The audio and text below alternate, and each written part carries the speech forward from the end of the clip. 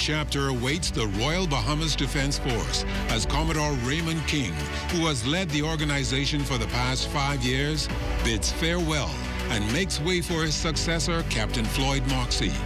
Join the ZNS Network on Thursday, May 8th at 9:30 a.m. for live coverage of the change of command ceremony of the Royal Bahamas Defense Force.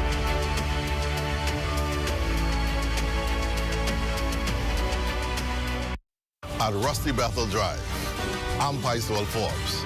This is ZNS.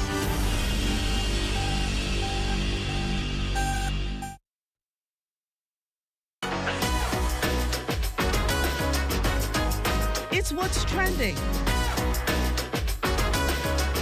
with Jimenita Swain and the Bahama Beauty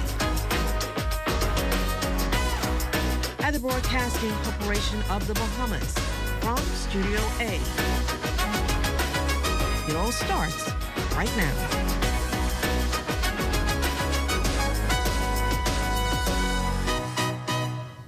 Hello and welcome everyone. It's Wednesday, May 7th, and you're tuned into the ultimate destination for all things lifestyle, entertainment, and everything in between. I'm Jimenita Swain, and you're watching What's Trending, the show where we bring you the latest trends, hottest news, and insider tips on living your best life. Whether you're here for fashion, food, fitness, or the latest buzz from social media, we've got you covered. Let's dive in. All eyes are on the Vatican as the 2025 Papal Conclave kicks off. 133 cardinals are locked in the Sistine Chapel casting secret ballots to choose the next pope. 89 votes are needed to win. The process ancient and dramatic. Black smoke means no decision. White smoke, we've got a new pope. Top contenders, Italy's Pietro Parolin, the Philippines' Luis Tagle, and Hungary's Peter Edro. The world watches and waits for what, or rather, that white smoke. While thinking of heading to Canada, mark your calendars from May 22nd to 24th. The Consulate of Canada in Nassau will be offering biometric collection services, a key step for Bahamians applying for Canadian visas, work or study permits, and permanent residency. But here's the catch. You must already have a biometric instruction letter and book an appointment by May 15th. No letter, no appointment, no exceptions. To lock in your spot, email info@cdnbahamas.com. Space is limited, so act fast. First come, first serve. And it's International Cosmopolitan Day. Yes, we're talking cocktails. The iconic pink drink made famous by Sex and the City gets its own spotlight today. First stirred up in the 80s and shaken to stardom in the 90s, the Cosmo mixes vodka, cranberry, triple sec, and a splash of lime. So, how do you celebrate? Easy. Slip into something pink, hit up a happy hour, or shake one up at home. Either way, it's the perfect excuse to toast to a little glam in your glass. Coming up in the show, we're shedding light on lupus, an autoimmune condition, and the need to create greater awareness in the Bahamian society. Also this Saturday, the country will pay homage to those killed in the HMBS Flamingo bombing back in 1980. Today, Captain Fernley Palmer recalls the tragedy with us. That and so much more on the other side of the break. You're watching What's Trending.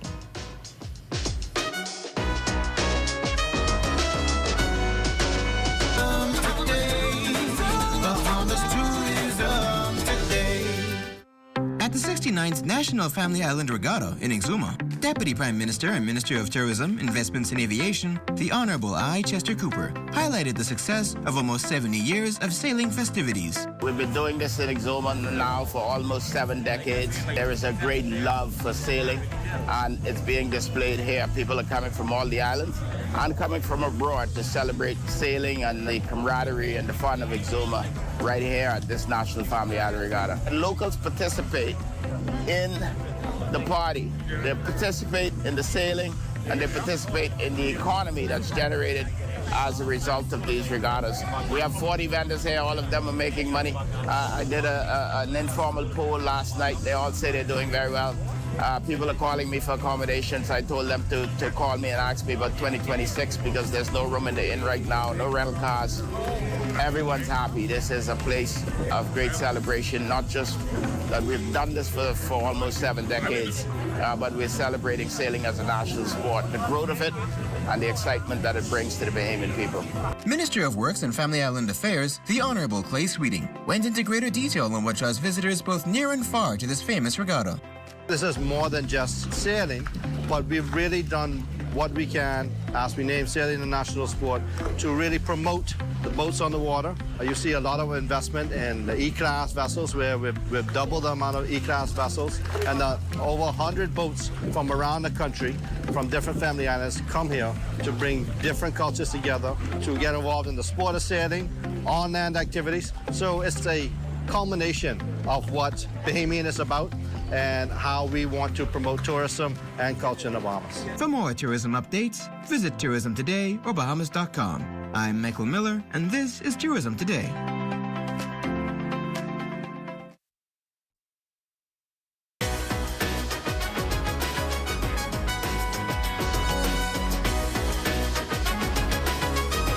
Lupus is a chronic autoimmune disease where the immune system attacks the body's healthy tissues and organs. Globally, it's estimated that approximately 5 million people are living with some form of lupus, including systemic lupus, the most common and severe type. In the Bahamas, the advocacy group Lupus 242 has been lobbying over the years for greater awareness and education, promoting lupus and the need for proper diagnosis. In studio with us today are the president of Lupus 242, Shauna Johnson, and Nurse Marisha Campbell, Assistant Manager, Clinical Care at Bahama Health. Welcome to the show, ladies. Thank you. It's great to have you here with us. So we're going to start with you, Shauna Lee. Lupus 242 has been pushing for quite some time to sensitize the public about this ailment. What inroads or impact do you feel that the organization has made? Right, so over the past 12 years, I believe that we have made inroads. I believe that there is a greater level of awareness, but there's more work to be done. And so our group is focused on awareness, but also the education of our members as well. And so that's very important when managing something as complicated as lupus. And that's definitely key. So what challenges are you encountering when it comes to this education and the diagnosis of lupus? Yeah, so a part of the education is that people really don't understand the illness to a great extent. And then persons with lupus typically you can't really see it, you know, when you are actually interacting with them. So it's a sensitivity thing where people need to just be a little bit more sensitive when they encounter somebody with lupus. And as far as diagnosis, typically lupus diagnosis it takes several years if you don't have a family member with the illness. And so diagnosis takes a long time. And so being a part of the education is, you know, for people to consider if they're ailing that I could possibly have lupus. Are you able to share with us how widespread lupus is in our society? Do we have data to back that up? We don't have the specific data. However, we do, we know that there are more diagnoses every year, just based on the actual, rheumatologists who are working in this space. And so we know that every year we have more persons coming forward or being diagnosed with the illness. That's interesting. And also we know that treatment and care can be expensive. So what support is available locally for patients? Yeah, so as far as the local support, as a group, especially during the month of May, we try to raise awareness and also raise funds for our members so that we could support them, and even if it's in a small way, to offset some of the cost of fighting something like lupus. But we also want to push for medications for things like lupus to be put on the public health plan so that makes it more affordable for our members. Makes sense there. And so we're going to bring you into the discussion now, Nurse Campbell. Yes. You are in health insurance. So what encounters and challenges can you share about lupus locally that you've seen? Yes. So I would say that for the most part, lupus, like other chronic diseases, persons are not really aware. And so education, we find, is key. And Bahama Health is a proud sponsor of the Lupus 242 talk this year. This is actually our third year sponsoring this initiative because this is in keeping with our goal. As a leading health insurance company, although we provide that healthcare aspect, we also want to make sure that persons are educated about the diseases, not just lupus, but there are other chronic diseases. But education and awareness is one of the things that we really harp on.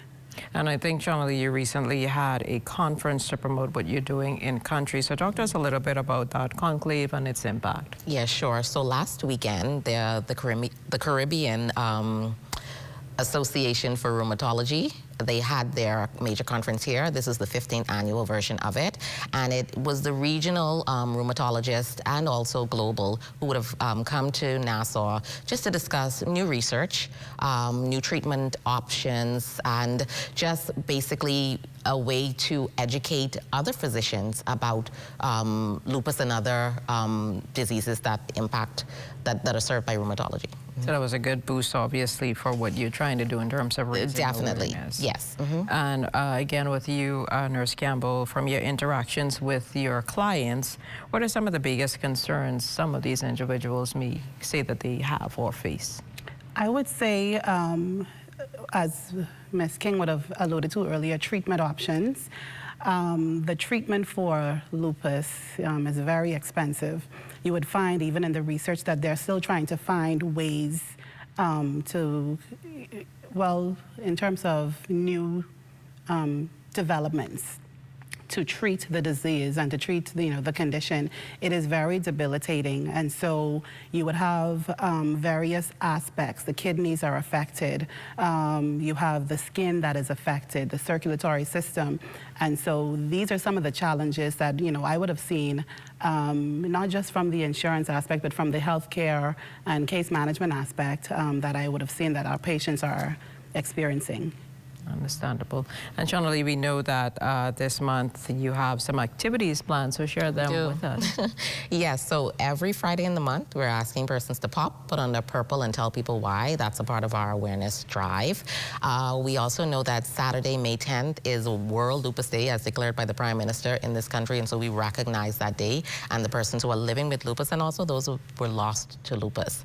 And then on the 17th of this month, we are having the health talk that is sponsored, our Lupus 242 Health Talk, that is sponsored by Bahama Health, and that takes place at Holy Cross from 1 to 3 p.m. And that's an opportunity, again, for our members to educate themselves. The public can come out and be educated as well, but we'll have some rheumatologists, and we'll also have a dentist on to talk about lupus and oral health, because every aspect of, care revolves around your diagnosis with lupus, and you have to be cognizant of that. And how can the public get involved with Lupus 242? Sure, we're everywhere at Lupus 242, so lupus242.org. We're on Facebook, we're on IG. You can find us and get more information. And so is there any good news or breakthrough initiatives regarding lupus that you can share with the wider society or even persons battling the ailment? Right, so as far as us locally, I love the fact that we had the regional thought leaders related to this particular, condition in the country. And so I think, regionally, there's a lot of work that can be done, and I think us having the conference here was important, and we can push that forward. That sounds good. Well, we thank you so much, Channelie and Marisha, for joining us on What's Trending today. And of course, much success to you in your future endeavors to educate the public about lupus and all of the concerns associated with it. And obviously, have a great month of activities. Thank you so much. Yes, thank you. Well, we'll reflect on an unforgettable era which rocked the Royal Bahamas Defense Force and the families of 4 Marines when What's Trending returns.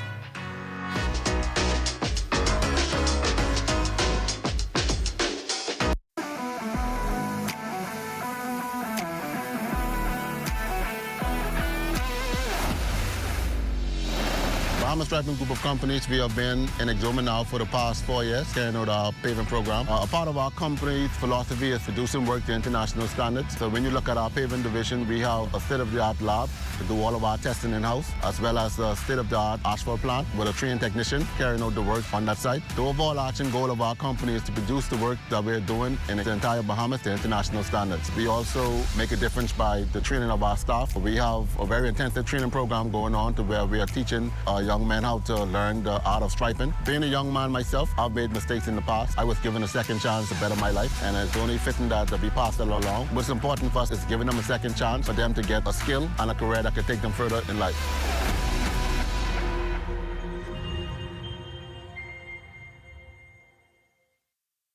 Did you know you could send a local bank transfer to a $1 wallet? It's the same as sending a transfer to an account at another local bank. Simply use the wallet's 12-digit top-up address as the account number, savings as the account type, Central Bank of the Bahamas as the bank, and Sand Dollar as the branch with branch code or transit number 12,000. Don't use urgent or priority delivery. Transfers to Sand Dollar wallets are processed through the Bahamas Automated Clearinghouse Network within 1 business day.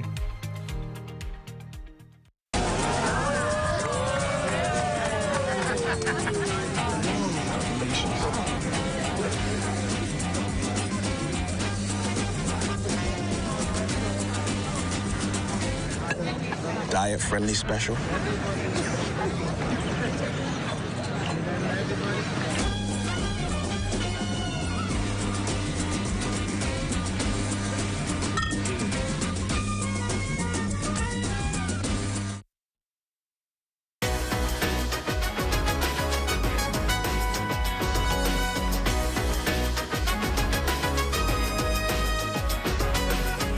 One of those defining moments in Bahamian history. And this coming Saturday, the nation will once again pause to reflect on the sinking of the HMBS Flamingo.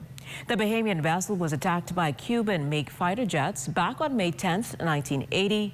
That tragedy gripped the attention of the region and the world. 4 Bahamian Marines, Fenric Stirrup, Austin Smith, David Tucker, and Edward Williams were killed. The young Marines were new recruits. Some of them were members of the Boys Brigade, an organization being steered by Captain Fernley Palmer. 45 years later, Captain Palmer reflects on that day with us and the reaction to the tragedy. May 10th, 1980 is a solemn chapter in Bahamian history, the sinking of the HMBS Flamingo. For Captain Fernley Palmer, the tragedy hit close to home, claiming the lives of young men he mentored and knew personally. You had a personal connection to 2 of the men that were killed in the 1980 HMBS Flamingo incident. Yes. Can you tell us about who they were and a little bit about them? First of all, I go to Captain or the Deputy Police Commissioner Lawrence Major, who was a deacon in Zion Baptist Church on the corner of East and Shirley Streets. And he was in charge of the Marine Department. At that time, they called it of the Royal Bahamas Police Force, who later turned over, I believe, to the Defense Force. So being a deacon in Zion Church, he knew the boys. And when he was recruiting for the Defense Force, he had 2 boys in the Boys Brigade come to himself. And I had quite a bit of boys. So it was easy for Deacon Lawrence Major then to recruit the boys right from Zion, because he knew the boys could drill. You know, they tighten up on the Defense Force, but they could drill, they could take orders, and they could do that. That is how the boys from the 14th Company got a jump, what I'll call a jump, on the other boys showed the New Providence or from wherever to join the Defense Force. So what goes through your mind now, decades later, when you reflect on that day? Oh, yeah, I think about them. Just think about them. How I recommend them. Maybe for the death. I recommend them. Well, at the time, you thought they were good men, and you thought that they would serve their country well. Yeah, for the betterment for the country.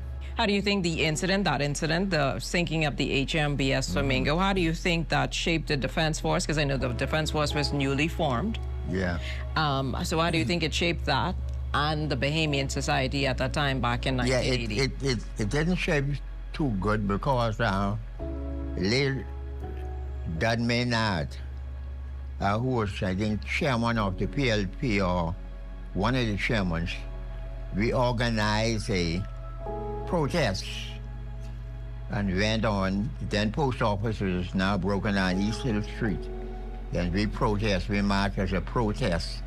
The very first year after that, to say that we protest against what was happening here. But the whole general public at that time the whole country was sorrowful because we didn't think, or I personally didn't think it was necessary for us to be attacked. So I It always hit home to me on that day. Yeah. So the protest was against the incident itself in terms of, because it was the Cuban MiG fighters? Yeah, I think the protest was against the Cuban MiG fighters, not, yeah. But, in my words at that time, take advantage, because they're military people. We're just trying to get a defense force to come up. And they're very strict, but you know, military people. So how did the Boys Brigade community respond in wake of the tragedy? What was the reaction of the Boys Brigade after the HMBS Flamingo incident? Yeah, the Boys Brigade, in particular the 14th Company, we do a little celebration, a little prayer and so forth for the boys. With the Boys Brigade in the whole was didn't take it very light. And Captain Henry Curry from the 23rd Company, St. Barnabas Church, yeah, I think he had some boys on that boat as well. So even years later, is there a moment that you remember that brings you comfort, even though this was a heartbreaking incident? Did you take any comfort? I pause and just say a prayer and just pause and maybe crazy to myself, but I stand at attention at ease for about 3 minutes. That's my own personal thing. Everything of me. I just stand up in respect to those boys who I signed. Looking back at the Defense Force then, because it was in its infancy to where it is now, do you think it's much stronger? Oh yeah, no comparison. Because that was a difficult pill to swallow at that time. Yeah. And to now. Yeah, no comparison between then and now. No comparison with the Defense Force. No. I've seen it grown from until what it is presently today. I've seen it grown. See the Defense Force. And I have many boys on the Defense Force. Well, today, the Royal Bahamas Defense Force finds itself at a pivotal moment in its development. The force has grown in manpower and has expanded its reach in guarding and protecting Bahamian borders. Also, a new Commodore takes over the Defense Force tomorrow, marking yet another key moment in history. If you would like to be a part of What's Trending, DM us on Instagram at What's Trending on ZNS.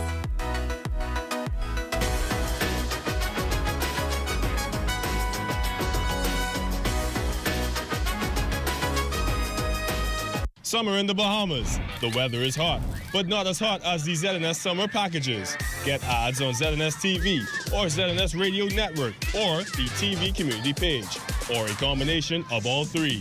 ZNS has got you covered with great prices, whatever package you choose. Book before June 7th and get the local Federation Championship Baseball bonus full of all kinds of extras free of charge. Contact your account executive or call ZNS Sales at 502-3800 today.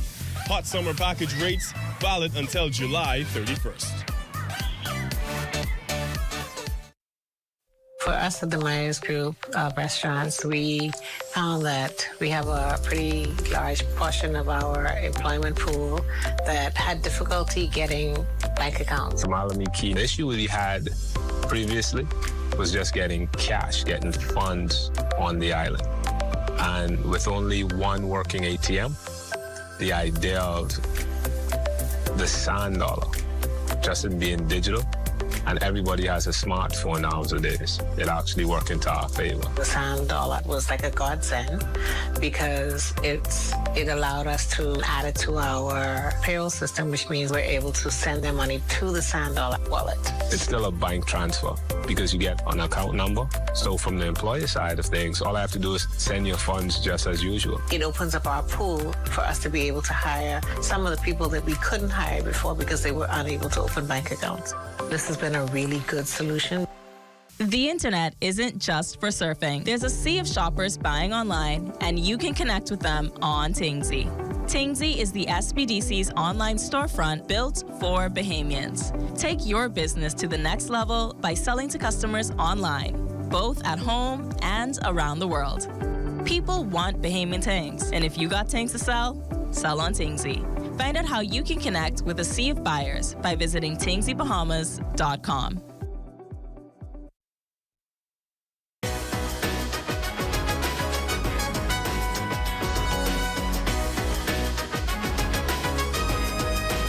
When it comes to redefining the cocktail experience, Hennessy is making bold moves in the Bahamas. With its Made for More campaign, the brand isn't just serving up premium pours, it's serving purpose, passion, and powerful partnerships.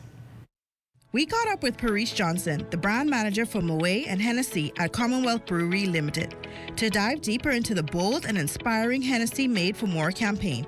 Paris highlighted just how important it was to have Jordan Bushell, Hennessy's global ambassador, touch down here in the Bahamas. Jordan Bushell, who is Hennessy's global ambassador, he was invited to the Bahamas for the very first time to spend time with us at Commonwealth Brewery as well as some of our beverage partners. And it was important for us to do that because we are engaging in our newest campaign, Made for More, which is based in mixology, and we wanted to expand the thinking and the perception of Hennessy, not just VS, but also to include VSOP, Hennessy Pure White, Hennessy XO, even considering Paradise as well. So Made for More is not your typical 3-month or like a couple week or just a happy hour activation or initiative for us. Made for More is a chance for us to touch consumers and to grow with them and to meet them where they are on their journey with Hennessy and with cognac in general. It's all about using Hennessy in bold, unconventional ways that push the boundaries of tradition. Because Made for More isn't just about what's in the glass. It's about the people behind the bar, the culture they represent, and the bold new ways they're bringing Hennessy to the forefront. It was very important for us to not only get buy-in from our industry partners, but also the bartenders, the mixologists, those that touch and feel the product, those that interact with consumers on a daily basis, because once we get them excited, once we get their buy-in and we get their interest, that translates into their work and the drinks that they can put forth, and also the conversations that they have with consumers as well. And it's not stopping in Nassau. Well, of course, our training started here in New Providence, and as mentioned, we, as CBL, our staff and our sales team, were empowered with the information to carry it out to our various partners. The great thing about Commonwealth Brewery and 700 Wines and Spirits is we expand into the Family Islands as well. So though we started here, we have amazing plans to ensure that that information gets to the Family of Islands, and we're able to show up not just in restaurants and in bars, but also in accounts where you pick up a bottle of Hennessy so that you can enjoy it wherever you intend to. Made for More isn't just a campaign. It's a commitment to elevate the entire Bahamian cocktail culture, one pour at a time.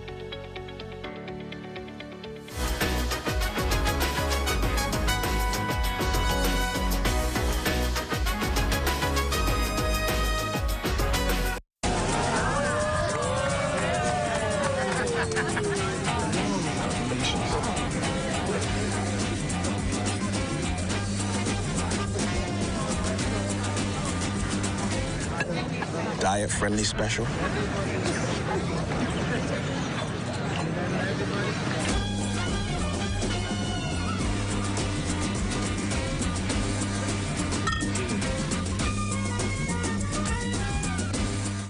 Hi, Phil Swift here for the Flex Seal family of flood protection products. Our flood protection products are specifically designed to work together in order to create multiple layers of super strong protection.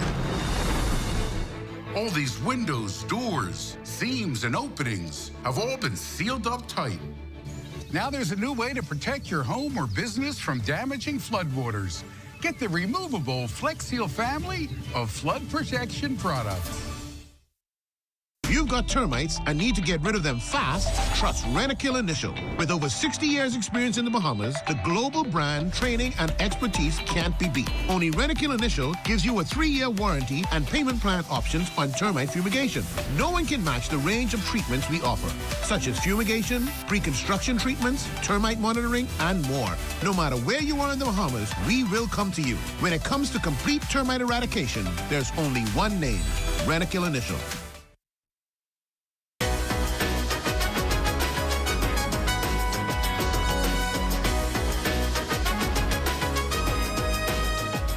And that's how we wrap up another trending day. Thanks for hanging out with us here on What's Trending. Now, there's no What's Trending tomorrow, but you can tune in to live coverage of the handing over ceremony for the new Commodore at 9:30 a.m. on the ZNS network.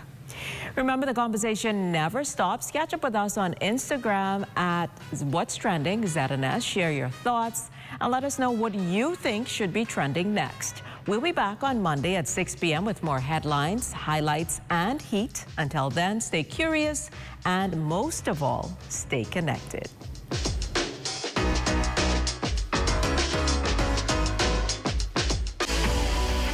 A new chapter awaits the Royal Bahamas Defense Force as Commodore Raymond King, who has led the organization for the past 5 years, bids farewell and makes way for his successor, Captain Floyd Moxey. Join the ZNS Network on Thursday, May 8th at 9:30 a.m. for live coverage of the change of command ceremony of the Royal Bahamas Defense Force.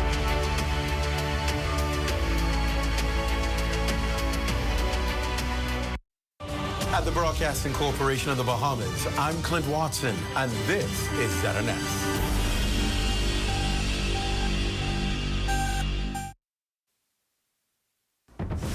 This is the Bahamas Tonight. The Northern Edition has a look at stories making news tonight. The tourism minister says the numbers are up, and that spells good news for the economy. Also tonight, the PLP chairman responds to the opposition leader's claims of an early election. And a man caught in the act of stealing from a vehicle in broad daylight. Tonight, the owner is speaking out. The Bahamas Tonight Northern Edition starts now.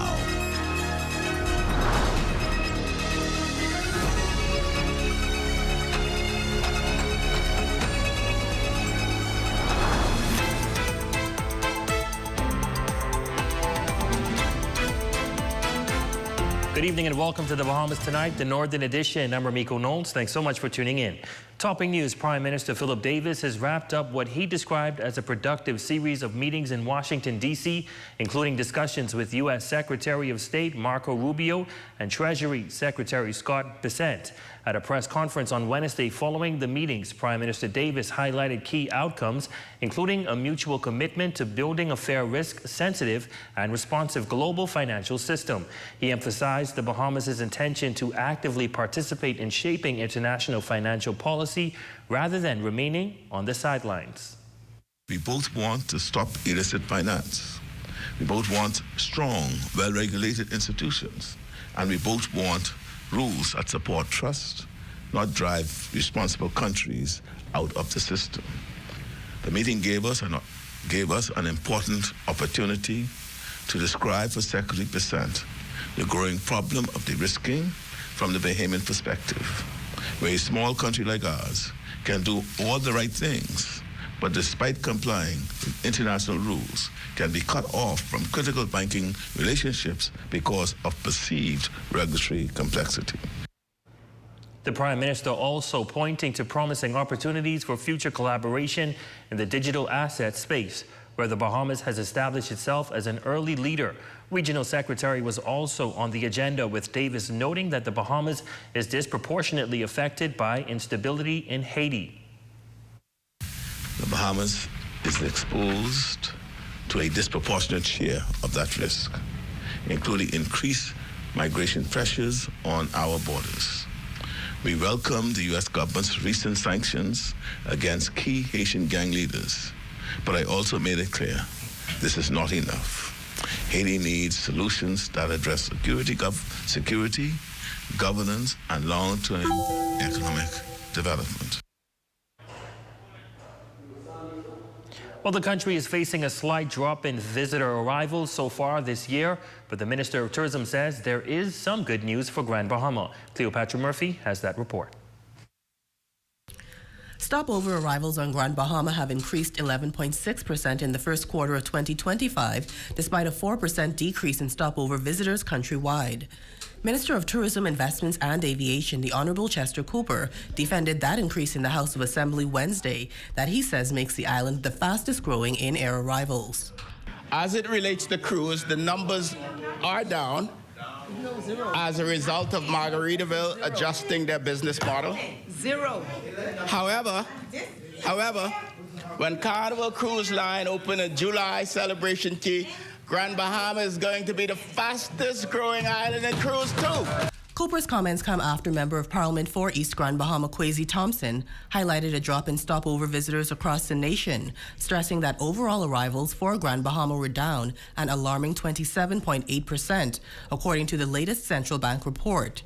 He criticized 2 weeks spent debating amendments to the Executive Entities Bill 2025 and the Bank and Trust Companies Amendment Bill 2025 that were eventually passed, that he says were not urgent considering challenges facing Bahamians.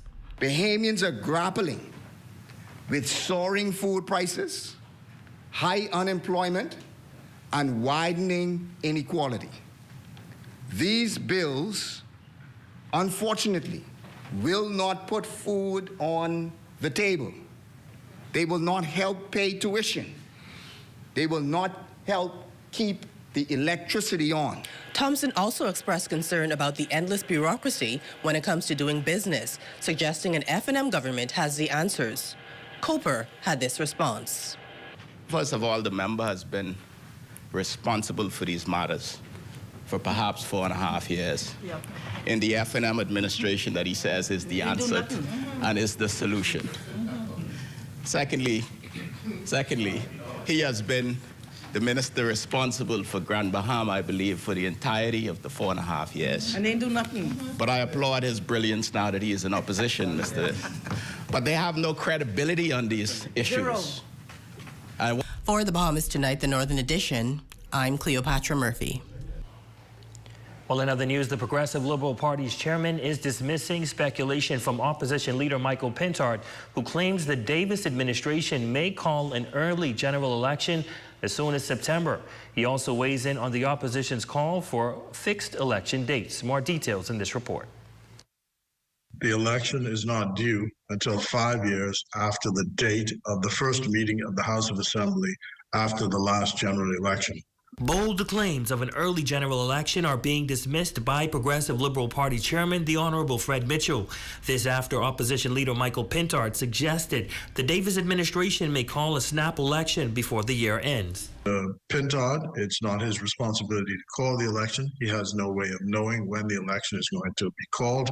Only one man knows that, and there's been no indication from the man who has the authority and power to do so that there's any contemplation or otherwise of an election before the mandate runs out. Pintard didn't stop there, accusing the government of shifting its focus to re-election messaging rather than fulfilling its 2021 mandate. But Mitchell insists that the Davis-led administration is committed to completing its work. We know that we have built houses, put people in houses.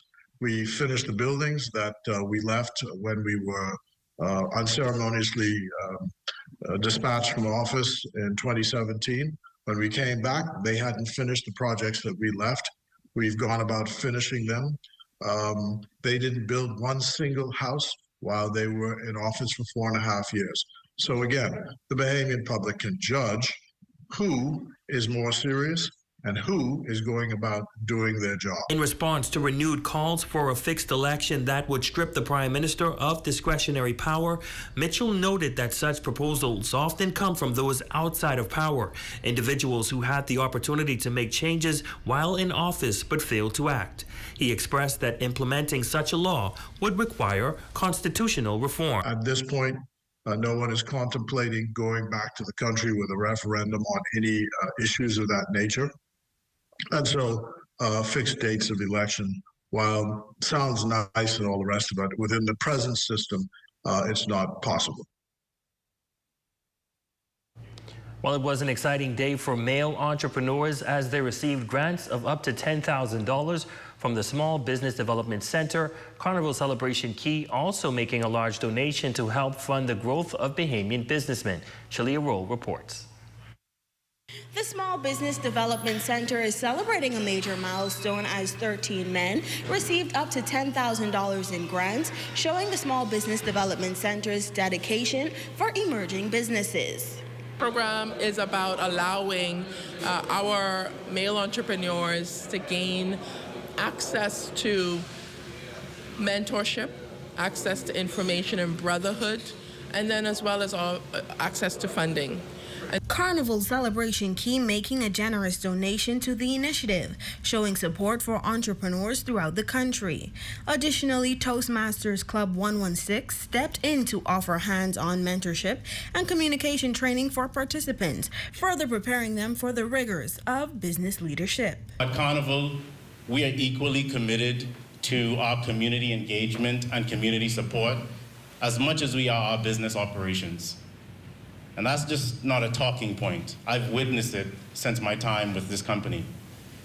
That is why we have committed $90,000 to this initiative. As co-chair of the mentorship committee and on behalf of Toastmasters Club 1600, who proudly supported the mentorship program of this initiative, I want to say how proud we are of all of you. Recipients of the grant is now sharing their excitement on the journey ahead. Awesome. I learned so much from the program, my mentor, and all of the technical aspects of it. It really meant a lot to me. But I'm really excited, and the sky's the limit from here. I'm grateful to receive this. I want to thank SBDC, Toastmasters, and the Carnival for this opportunity. I'm happy not only in receiving the grant, but what I receive in terms of information and knowledge, it laid the foundation for the establishment of my business. For the Bahamas Tonight, the Northern Edition, I'm Shalia Roll.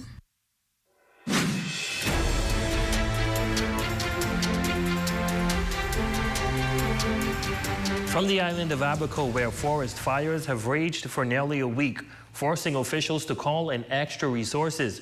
A local resident is speaking out about the toll the flames have taken. Beverly Sawyer of Marsh Harbor says the fire devastated her recently established farm, destroying beehives and claiming 3 acres of land. Jolanda Thompson-Everest has more in this report. This was all that remained as Beverly Sawyer, a resident of Abaco, lost 3 acres of her farm and her entire bee operation to one of the many blazes here on Abaco. It was a devastating experience and one that she says she will never forget. Sunday, when I came to work around 2 o'clock, I got a phone call that I needed to get on the farm. By the time I got to the farm, about 30 feet away from my living trailer was just blazing. Beverly had been battling forest fires since last month, but what's most heartbreaking, she says, was when she and her farm helpers ran out of water while trying to extinguish the fire, forced to watch helplessly as it spread. My work trailer exploded because it had 2 propane tanks in it. I mean, it was a big boom, and my tractor burned. And the fire just burned all the way around me until about, I guess it was 5 o'clock. Another friend of mine came on out, and they actually saved my chicken coops with branches. The caretaker says that she called fire dispatcher Roscoe Thompson, who sent help, and was grateful that she was at least able to save her chicken and the coop. So they actually chopped big branches, and because we had no water. And they just beat the fire. 2 guys beat the fire away from my chicken coops. And I had 1 coop that the back end of it burned. But, I mean, if it wasn't for friends and people helping me, I would have probably lost all of my chicken coops. Beverly managed to also save her solar panel and generator, but the fire still claimed approximately 1,000 feet of PVC water piping. Despite the losses, she remains grateful, extending heartfelt thanks to Stephen Leader, Roscoe Thompson, and the entire Marsh Harbor Fire Department for their support during the ordeal. For the Bahamas Tonight, the Northern Edition, I'm Jolanda Thompson-Everest. Well, in news from the crime beat tonight, police at Central Police Station on Grand Bahama are busy searching for Sean Woodside in connection with indecent assault. Woodside, a resident of Murchison Drive, is of light brown complexion, stands 5 feet 6 inches tall, medium built, dark brown eyes, black hair, and weighs 215 pounds. If you spot Woodside, please approach with extreme caution and care and dial police emergency at 911, the National Crime Prevention Office at 302-8430 or 1, Crime Stoppers at 352-1919, 350-3106 or 9. Family Islanders can call 300-8476. Well, also tonight, 2 men ages 71 and 36 are in police custody after they confiscated an illegal firearm. Reports indicate that it was shortly after 11 p.m. on Tuesday, May 6, 2025, when police officers and officers from the Department of Immigration executed a search warrant at a residence near Xanadu Beach area. The search revealed a firearm and a quantity of ammunition. Once again, the 2 men have been arrested and the matter remains under active police investigation. And still to come. Vessels of Purpose Elite host a one-day symposium aimed at empowering future leaders. That story, sports, and more when we return.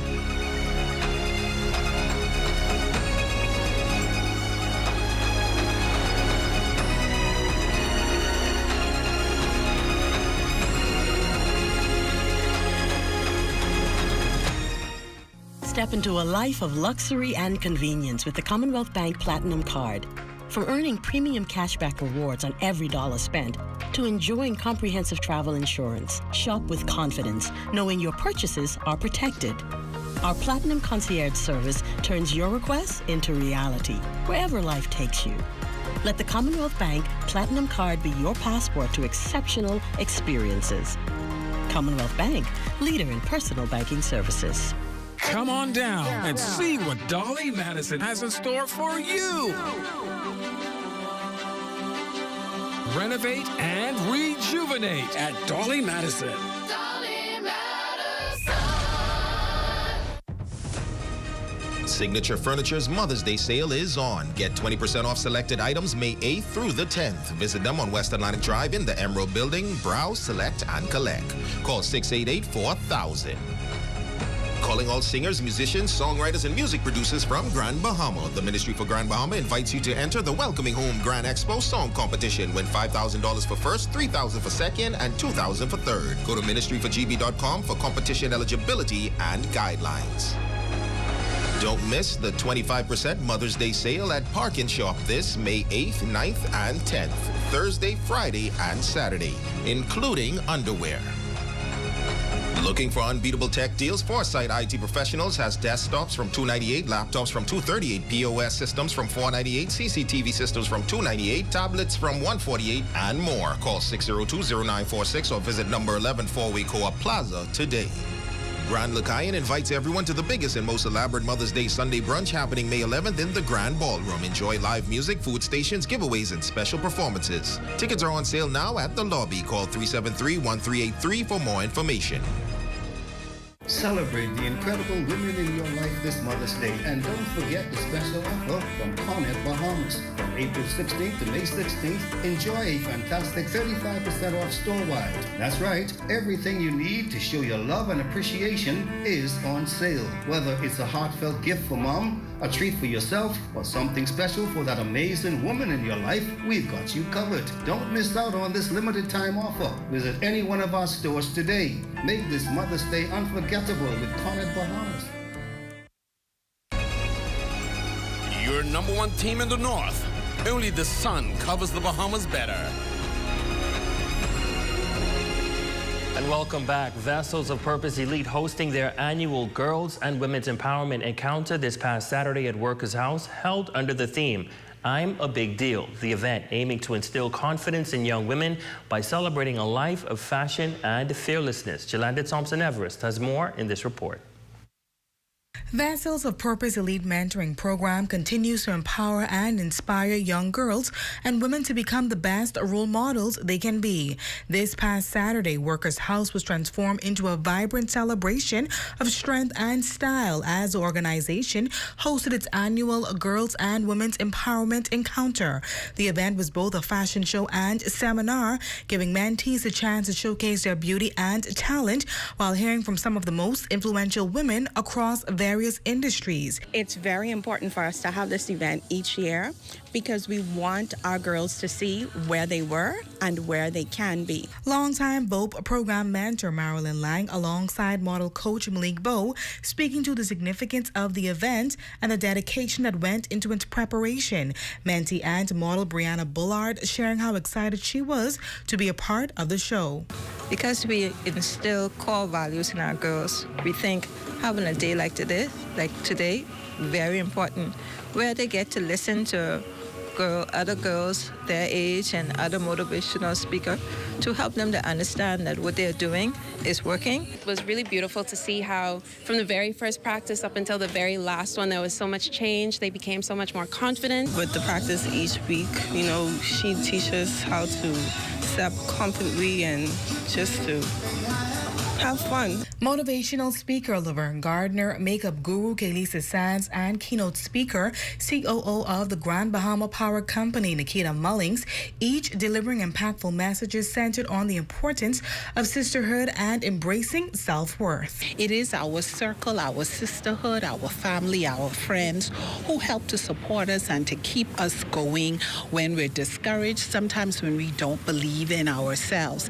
Just to be here to just share my personal and professional journeys with the ladies is just an awesome opportunity. I think it's important for women and young ladies to know and understand what that means. So it's about knowing their worth, knowing their value, and knowing what they bring, not just to the table, but to the community. For the Bahamas Tonight, the Northern Edition, I'm Jolanda Thompson, Everest. And that's a look at stories making news. Jay, Buddy come on the court in the wrong pants last night, but they still got the win. Buddy has been balling on Abaco, the best I've seen him play in many years now. Absolutely. And that team has a good look right now, looking to win game 2 tomorrow night. We'll see what happens coming up in sports. All right, that's coming your way next, but first to check on the local weather forecast.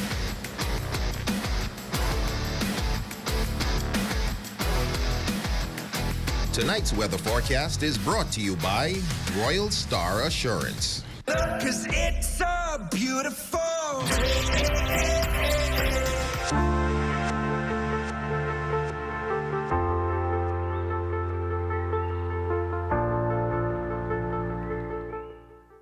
The Ministry for Grand Bahama invites residents and Grand Bahamians everywhere to unite and celebrate our beautiful island in grand style at the Welcoming Home Grand Expo, July 2nd through 10th. It's a week of events that you cannot miss. Save the date and get ready for Welcoming Home.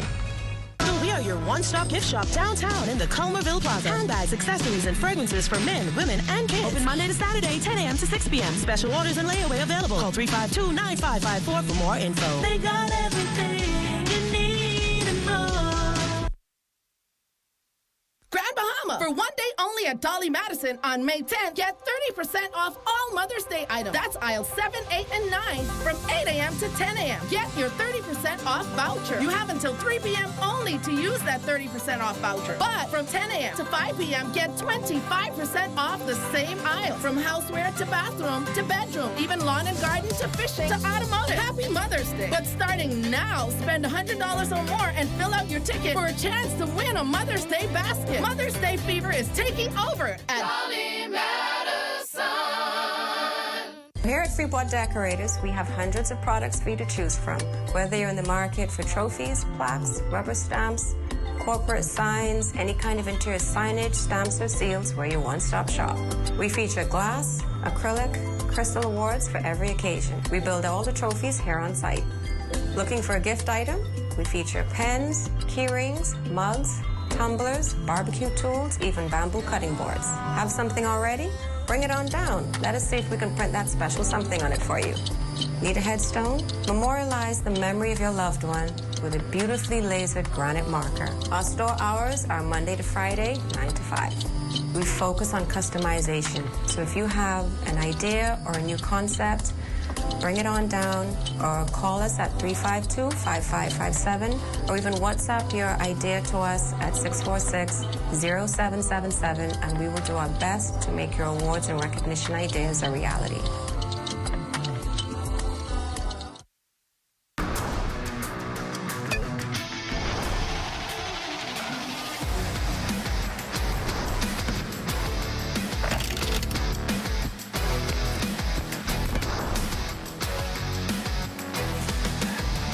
Good evening, ladies and gents. I'm Jay Philippe, and welcome to Sports Top and Sports, the 4th annual Spring Fling Invitational Track and Field Meet is set for next week, Friday and Saturday, May 16 and 17 at the Grand Bahama Sports Complex.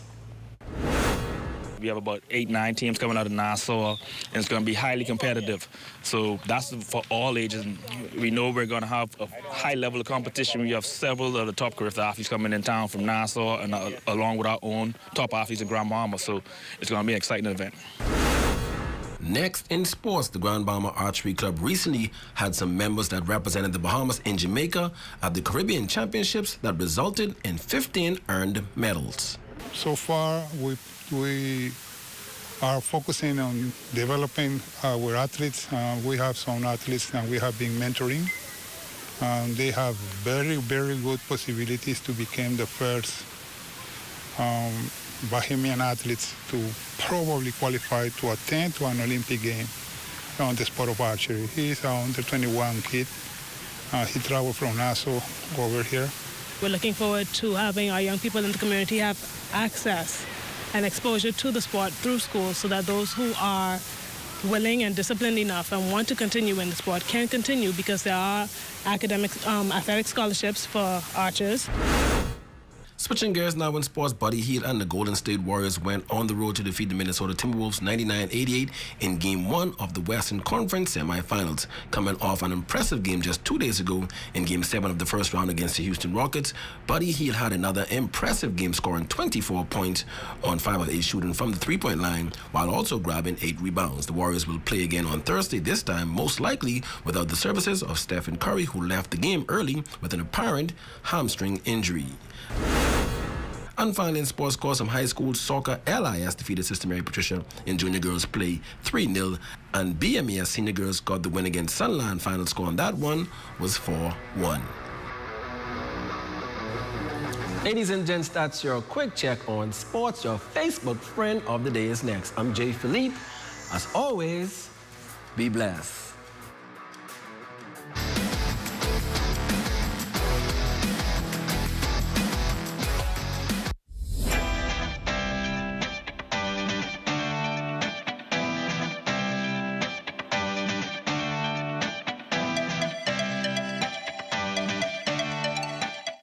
While others see customers as numbers, we see our customers as people, neighbors, friends who deserve more than one-sided connections. That's why we are redefining what real connection is by prioritizing our customers and showing our appreciation by putting our money where your loyalty is. ATC customers, claim your $200 Bahamas Air gift card when you add postpaid mobile to your internet plan. That's loyalty that flows both ways. Hi, I'm Melissa, and I'm a survey enumerator with the Bahamas National Statistical Institute, or BNSI. For the next few months, we will be conducting the Household Expenditure Survey on various islands. You might be wondering, why is this survey important? Well, it helps us to determine the poverty line and assess how to ensure everyone has access to the basic services they need. This information is used by the government, businesses, researchers, and students to make informed decisions and plan for the future. We know that your time is valuable, which is why we've made the survey as simple and easy as possible. And don't worry, all your information you provide is confidential. Your participation will help us gather accurate information that will benefit everyone in the Bahamas. Thank you for your cooperation and being a part of shaping the future of the Bahamas.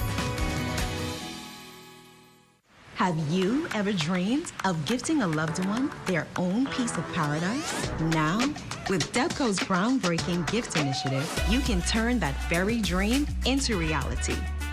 GIFT, which stands for Generational Investment, Friends and Family Trust, is a simple yet powerful way to make property ownership more accessible. Contribute to the 10% down payment in person, or team up with friends and family to make it even easier. You can even pay online via direct bank transfer, then submit the required form with just a few taps. The person you gift then enters a manageable 7-year payment plan, or they can pay in full anytime. Imagine the joy of giving the gift of ownership, a piece of the Bahamas, a piece of paradise, right at your fingertips. Now, you can gift for a birthday, a wedding, graduation, Christmas, or simply just because. With DEPCO's Gift Initiative, you're not just giving a gift, you're gifting a bright future. DevCo, where opportunities embrace and gift ownership. Visit gbdevco.com to learn more.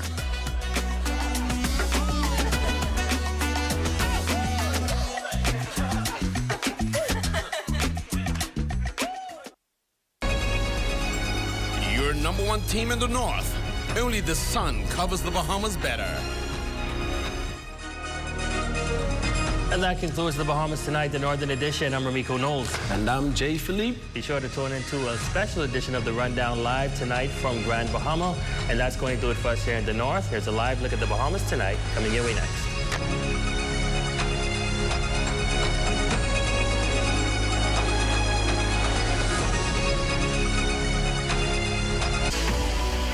A new chapter awaits the Royal Bahamas Defense Force as Commodore Raymond King, who has led the organization for the past 5 years, bids farewell and makes way for his successor, Captain Floyd Moxey. Join the ZNS Network on Thursday, May 8th at 9:30 a.m. for live coverage of the change of command ceremony of the Royal Bahamas Defense Force.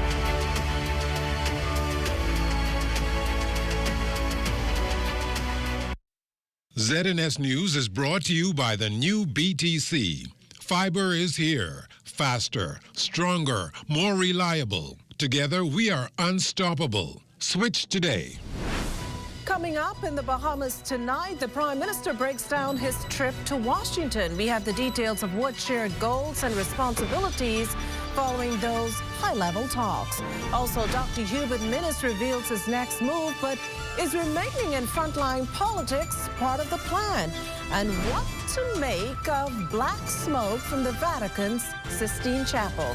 The Bahamas Tonight, the National Report, starts now.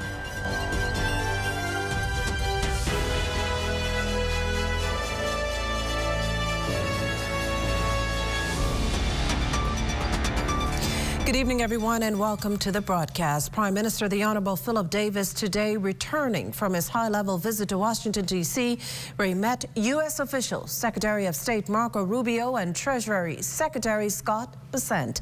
National security, economic resilience, and healthcare stability, some of the key topics discussed tonight. Our Devontae Hanna is live in studio with the full details on what it all means for the Bahamas. Devontae? Yeah, well, Makishla, fresh off his trip to the U.S. Capitol, Prime Minister the Honorable Philip Davis is back in country following that meeting with U.S. Secretary of State Marco Rubio and Treasury Secretary Scott Bessent, also with several regional counterparts of the Prime Minister. One of the top issues that came out of that meeting is the United States' concern over China's involvement in the region. Take a look. And they believe that an influence is more than just being what I call infrastructural partners. They think it has something to do with,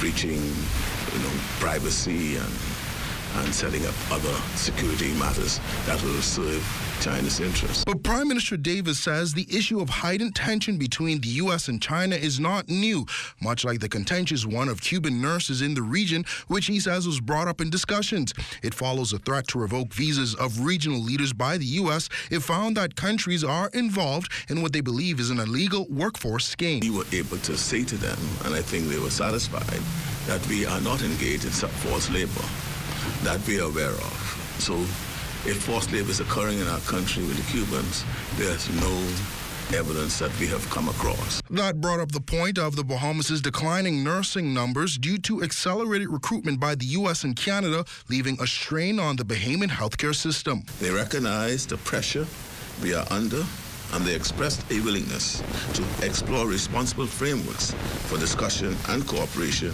on healthcare labor. On the economic front, the nation's leader says in his discussions with Secretary Bessent, he pushed for fairness in the global financial system. He warned that even as the Bahamas meets international compliance standards, blacklisting and de-risking practices continue to shut small nations out. So we made it clear in Washington, the Bahamas wants to work with the United States to build a global financial system that is fair, risk-sensitive, and responsive.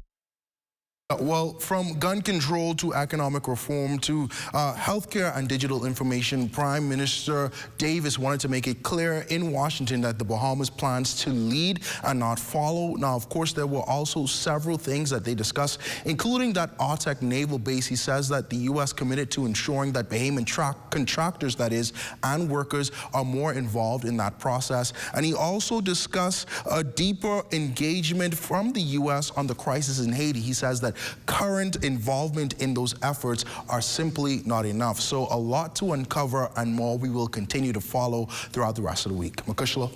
Well, thanks, Devontae. Well, preparation for the Prime Minister's trip to Washington, D.C. mounted by staff at the Bahamas Embassy in the U.S. capital city. Bahamas Ambassador to the United States, His Excellency Rendell Jones, underscoring the vital diplomatic relationship shared between the Bahamas and the United States, crediting the Alliance for branding the Prime Minister's trip as a tremendous success. He even noted that Secretary of State Marco Rubio and Treasury Secretary Scott Bessent, whom he says have close ties to the Bahamas, were very happy to welcome the Prime Minister. We are very happy to have seen the level of cooperation and support that the Department of State as well as the U.S. Treasury Department gave to the staff of the Bahamas Embassy here in Washington. And it underscores the high regard that the Bahamas enjoys in the United States and the extent to which the American officials would go to accommodate us in that relationship and to make things smooth whenever we have visiting officials from the Bahamas. In other news, an historic move for the decades-old Department of Meteorology following the signing of a multi-million-dollar heads of agreement, ultimately aimed at enhancing safety for airlines and its customers and expanding revenue streams for the government.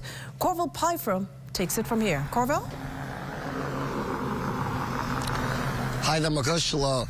Well, the Bahamas Aviation, Climate and Severe Weather Network Limited, BACSWIN, promises to revolutionize meteorological services here in the Bahamas. And at today's signing of a heads of agreement here at the Office of the Prime Minister between the group and the government, they promised that in short order, we will see enhanced services, including better tracking of our air traffic and also an improved life-saving meteorological services. Here now is the Department of Meteorology Director, Jeff Simmons. The partnership between the government of the Bahamas and BACSWIN is a major step forward for our nation, and the heads of agreement that will be signed outlines a clear operational framework that will not only meet the demands for meteorological products for aircrafts in our airspace, but will also enhance the operations of the Department of Meteorology. It is important to note that the agreement with BACSWIN will not replace or diminish the valuable work of the Department of Meteorology. Our mission to deliver accurate and timely meteorological and climatological services, empowering stakeholders and the public to make informed decisions to safeguard lives, protect property, and advance research and education in the Bahamas. Prime Minister Davis, as you all know, just back from a very busy day. He had traveled to the Washington, D.C. area for a high-stakes meeting with the U.S. Secretary of State Marco Rubio. He talked here this afternoon signing about what this deal will also mean in terms of opportunities and training. The new watch office, alongside BACSWIN's advanced weather and flight tracking technologies, will allow the Bahamas to monitor atmospheric and aviation conditions in real time across every part of our archipelago. It will place us among the most capable meteorologically jurisdictions in the region. But this is about more than new equipment or modern tools.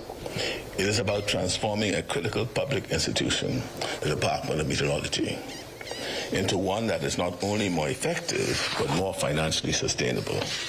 One that continues to serve the public interest while opening the door to new partnerships, revenue streams, and regional leadership. And crucially, it is about investing in our people. This agreement includes the provision of at least 10 scholarships per annum Now, this project will all be done in phases. Its principals say that over the course of 3 years, it should generate something like $427 million. Another big thing that they are happy about telling you about in terms of this deal is that the Bahamas will soon be site to the Caribbean's first next-generation meteorological watch office. We will, of course, have lots more about today's signing coming up for you tonight at 11 on the Bahamas Tonight. Look for you then. For now, reporting live from the Office of the Prime Minister, Corval Pye from back to you in studio, Makushla. Well, thanks, Corval. Certainly an historic move for the Bahamas there. On the political front this evening, Killarney MP and former Prime Minister and FNM leader Dr. Hubert Minnis today ended a cliffhanger about his future in frontline politics, though he still left some uncertainty about whether that future is with the FNM. Now, last month, FNM leader Michael Pintard announced that the former Prime Minister would not be getting the party's nomination in the upcoming election, and he invited Dr. Minnis to take on other responsibilities within the organization, promising him an elder statesman role in the next FNM administration. Well, Dr. Minnis at the time never responded to that offer, but today in the House of Assembly, he offered this insight as to his future. I come to this place every meeting as a member of the Free National Movement. Amen. On behalf of the people of Killarney, who I have represented for nearly 2 decades. They have shown me tremendous support all these years. I remain grateful for this support. My job in this place is to give voice to them for better governance for our nation as a whole. It is a pleasure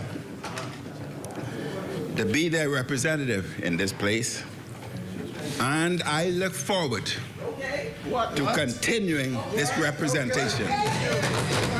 You're watching the Bahamas Tonight, the National Report. There's more news in a moment. Step into a life of luxury and convenience with the Commonwealth Bank Platinum Card. From earning premium cashback rewards on every dollar spent to enjoying comprehensive travel insurance, shop with confidence, knowing your purchases are protected. Our Platinum Concierge service turns your requests into reality, wherever life takes you. Let the Commonwealth Bank Platinum Card be your passport to exceptional experiences. Commonwealth Bank, leader in personal banking services.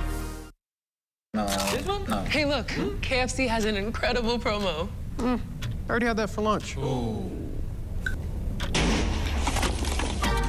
Crunch your hunger cravings and satisfy the whole family with KFC bucket meals starting at just $20. Get freshly prepared golden fried chicken, buttery biscuits, and add your favorite large size. Bucket meals starting at just $20. KFC, finger licking good. While others see customers as numbers, we see our customers as people, neighbors, friends who deserve more than one-sided connections. That's why we are redefining what real connection is by prioritizing our customers and showing our appreciation by putting our money where your loyalty is. BTC customers, claim your $200 Bahamas Air gift card when you add postpaid mobile to your internet plan. That's loyalty that flows both ways. When your hands are too full, life is just too complicated. Nala, Sally, come here. Uncomplicate. Go faster, safer, greener with the digital way to pay. With Tap to Pay, it's as easy as a gentle touch. No more headaches.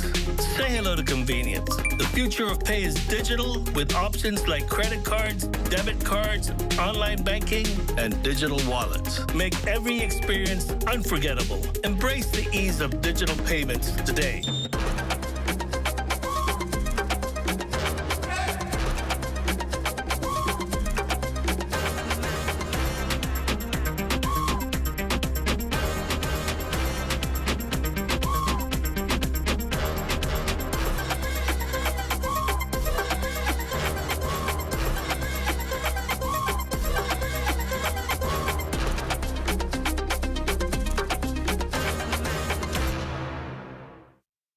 portion of the news is brought to you by Bahamas Striping Group of Companies, where safety is first. Well, you're looking at a shot there of the sun setting on the Arawak Container Port, West Bay Street. Welcome back. A flurry of questions following recent fires across the country, but as firefighters continue efforts to extinguish those flames, so too is the Minister of National Security in terms of addressing another burning issue. Lloyd Allen has that story. A spate of fires across the country attributed to extreme dry conditions remains a cause of concern for residents. But as officials remain alert, National Security Minister, the Honorable Wayne Munro, telling reporters Wednesday that officials have not determined the exact cause behind the May 1st downtown inferno, as well as the East-West Highway fire, which engulfed AML Foods, Solomon's, and Cosright. On the Solomon's Department of Labor fire, I haven't received the report. I haven't seen a report on that fire as to the cause. I know there was some dispute between the two parties as to what may have caused it.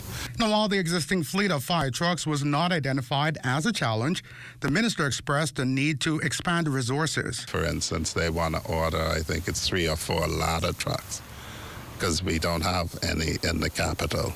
Leader of the opposition, the Honorable Michael Pintard, and chairman of the Free National Movement, Dr. Dwayne Sands, have both questioned the national response and readiness to the recent fires. However, Mr. Munro asserts that inadequacies are not at the heart of the matter. If you know, for instance, that they're drawing water from the sea, how are you going to say they ran out of water? Did the sea dry up? The National Security Minister also provided more insight on existing resources, particularly the availability of trained firefighters. The fire chief of the Royal Bahamas Police Force, who is specifically trained for that. That is all he does. The firefighters who are specifically trained for that. As you had, the 30 of these young men will go to the fire branch for fire training. That is all the fire branch does. If they want to second guess our fire professionals, they're free to do that. I don't second guess trained Bahamian professionals. And while some concerns linger, Mr. Munro remains committed to protecting the existing system, which serves to preserve all Bahamians.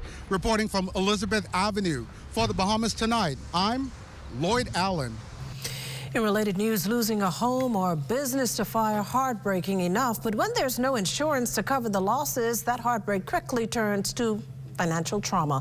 In this next story, Desmond Saunders speaks with a leading executive who gives us insight into risk or fire insurance. It's a known fact, but a sad reality.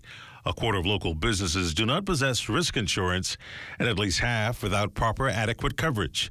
A troubling trend and major concern for President of the Bahamas Chamber of Commerce Employees Confederation, Dr. Leo Rowe.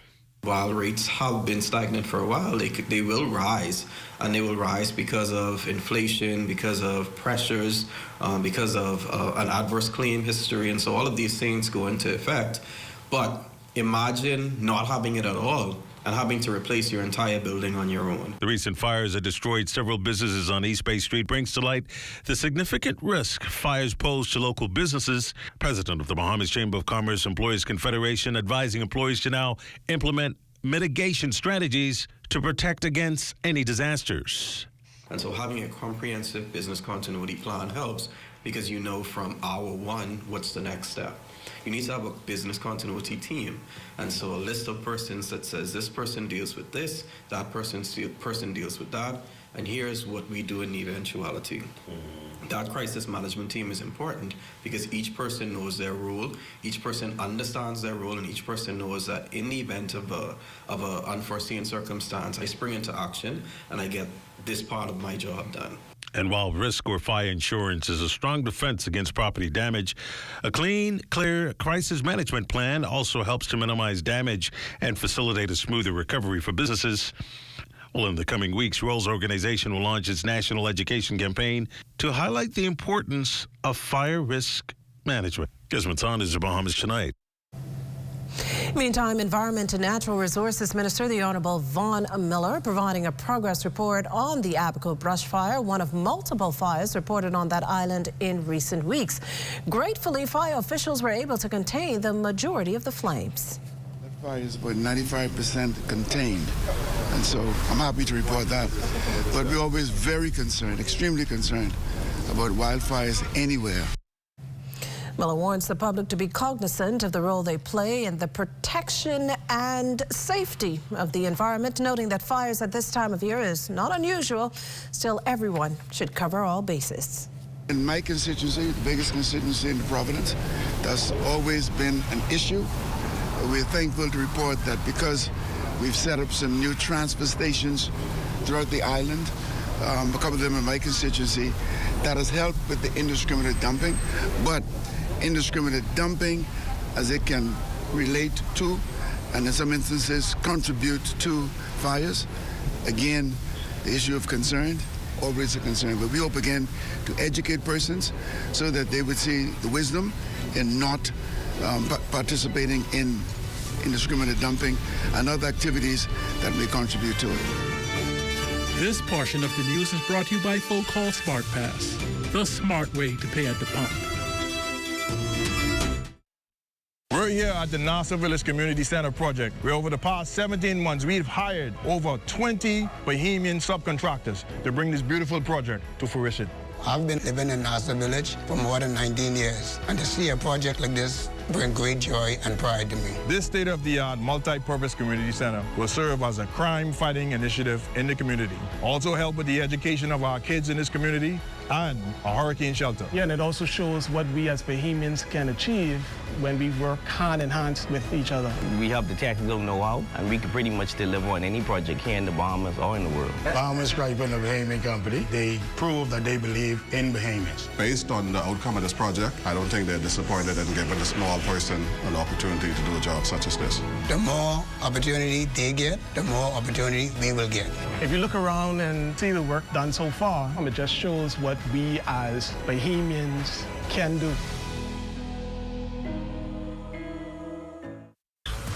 What? You don't know what TDC is? Tourism Development Corporation? You mean the Ministry of Tourism? No, that ain't the same thing, but the Tourism Development Corporation helps to develop and grow Bahamian businesses in the tourism industry. You heard what they say, boy? Oh, yeah. Develop and grow. You don't know what all the things they do? What does do? Hey, check the website, boy. Start your journey to ownership of our #1 industry today. Log on to tdcbahamas.com. Are you straight? Bro, I ain't getting no service. I can't make no calls. I can't post nothing on my stories. I don't get it. Wait, you on a live? Shad, come, let's fix that. Come. This one needs saving. Pour them over, please. Say less. Sign up today.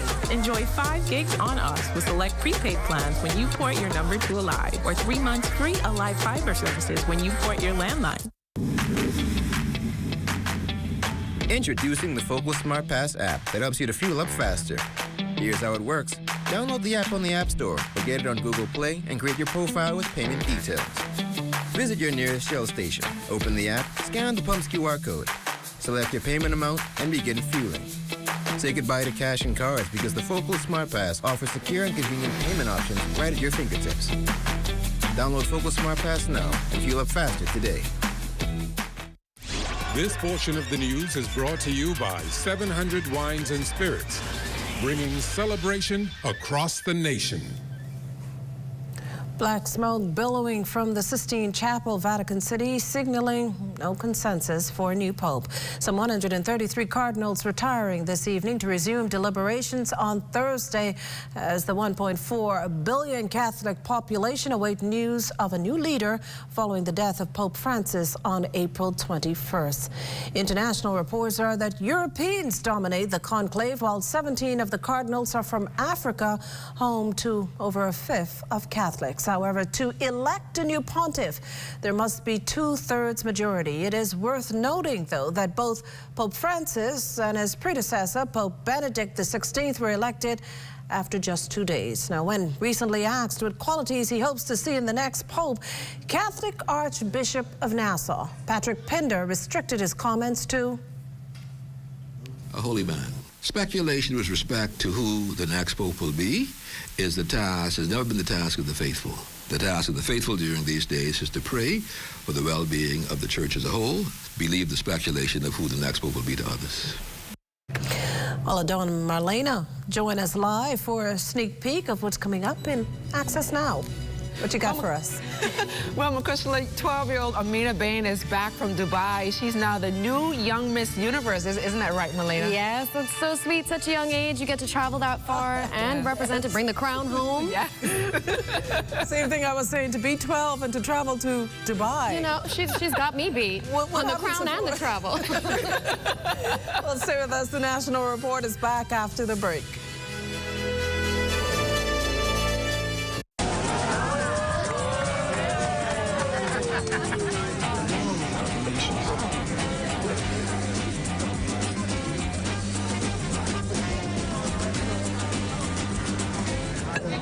Diet-friendly special.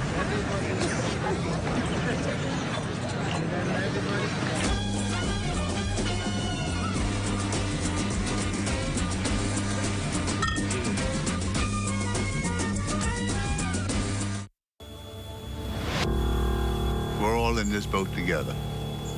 It takes a team to do it. It doesn't take one person or 3 people, 5 people. It takes a team of people to pull this thing off. We have about 72 employees in Freeport, and the rest are in Nassau, Abaco, and Eleuthera, a total of over 165. A lot of people are not aware that Sans is brewed here in the Bahamas. It's produced here in Grand Bahama Island after Dorian, and especially during the pandemic. Every time I saw a bottle of beer, every time I saw a Sans product, it represented resilience. The only thing I can say to the Bahamian people is to support your own. All of us are in this boat together, our staff, the country, everyone. And we've been through a lot of rough patches, taking on water, bail the water out, and now it's time to be sailing forward. And we need everyone's support to make that happen. How do ideas become plans? Plans become memories. So you like my new room? And dreams become your life. This is retirement. Do you remember when hope became a house? When that house became a home? Your ideas are everything, and we're here to help make them happen. Your idea of yes, I can happens here.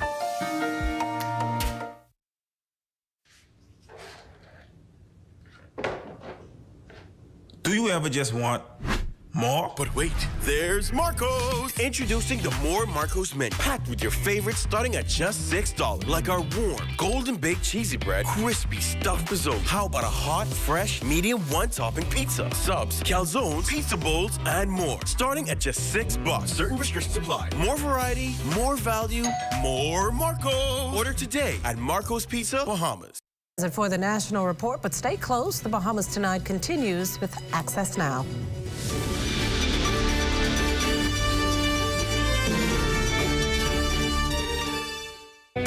Hi, I'm Melissa, and I'm a survey enumerator with the Bahamas National Statistical Institute, or BNSI.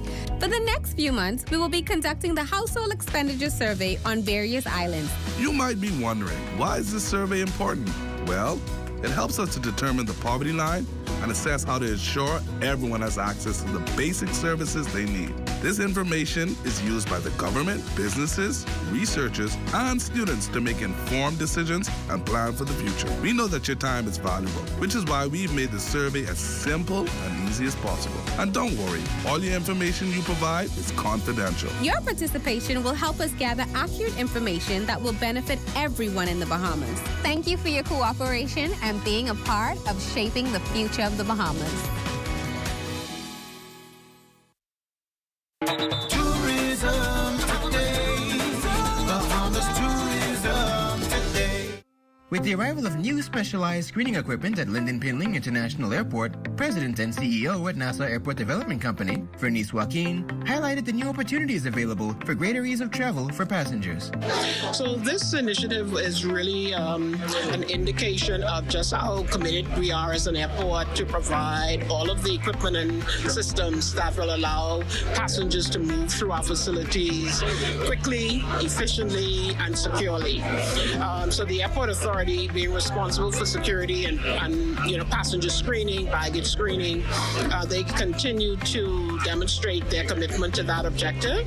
And so we're really very pleased that they were able to, together with the Ministry of Tourism, Investments and Aviation, to procure that equipment, because it will make a huge difference in terms of how quickly passengers are able to be processed through the screening process. So it's a win for them, it's a win for all of us, because it just makes LPIA that much more of an airport that is responsive to today's passengers who really don't want to spend too much time in a queue.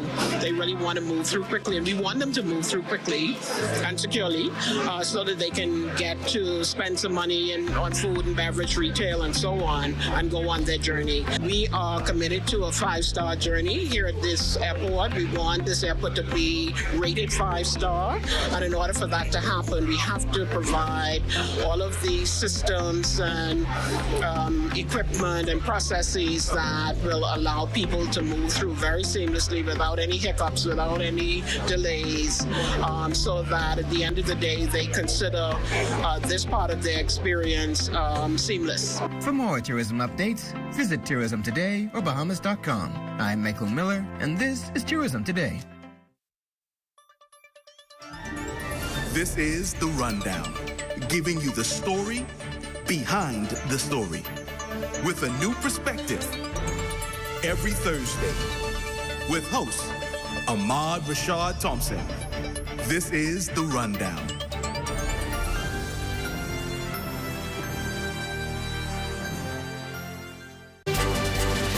Scorches the map by winning Young Miss Universe. Details straight ahead. And Recorriendo la Habana Vieja. Our Felicity Darville did the old Havana tour. Check it out.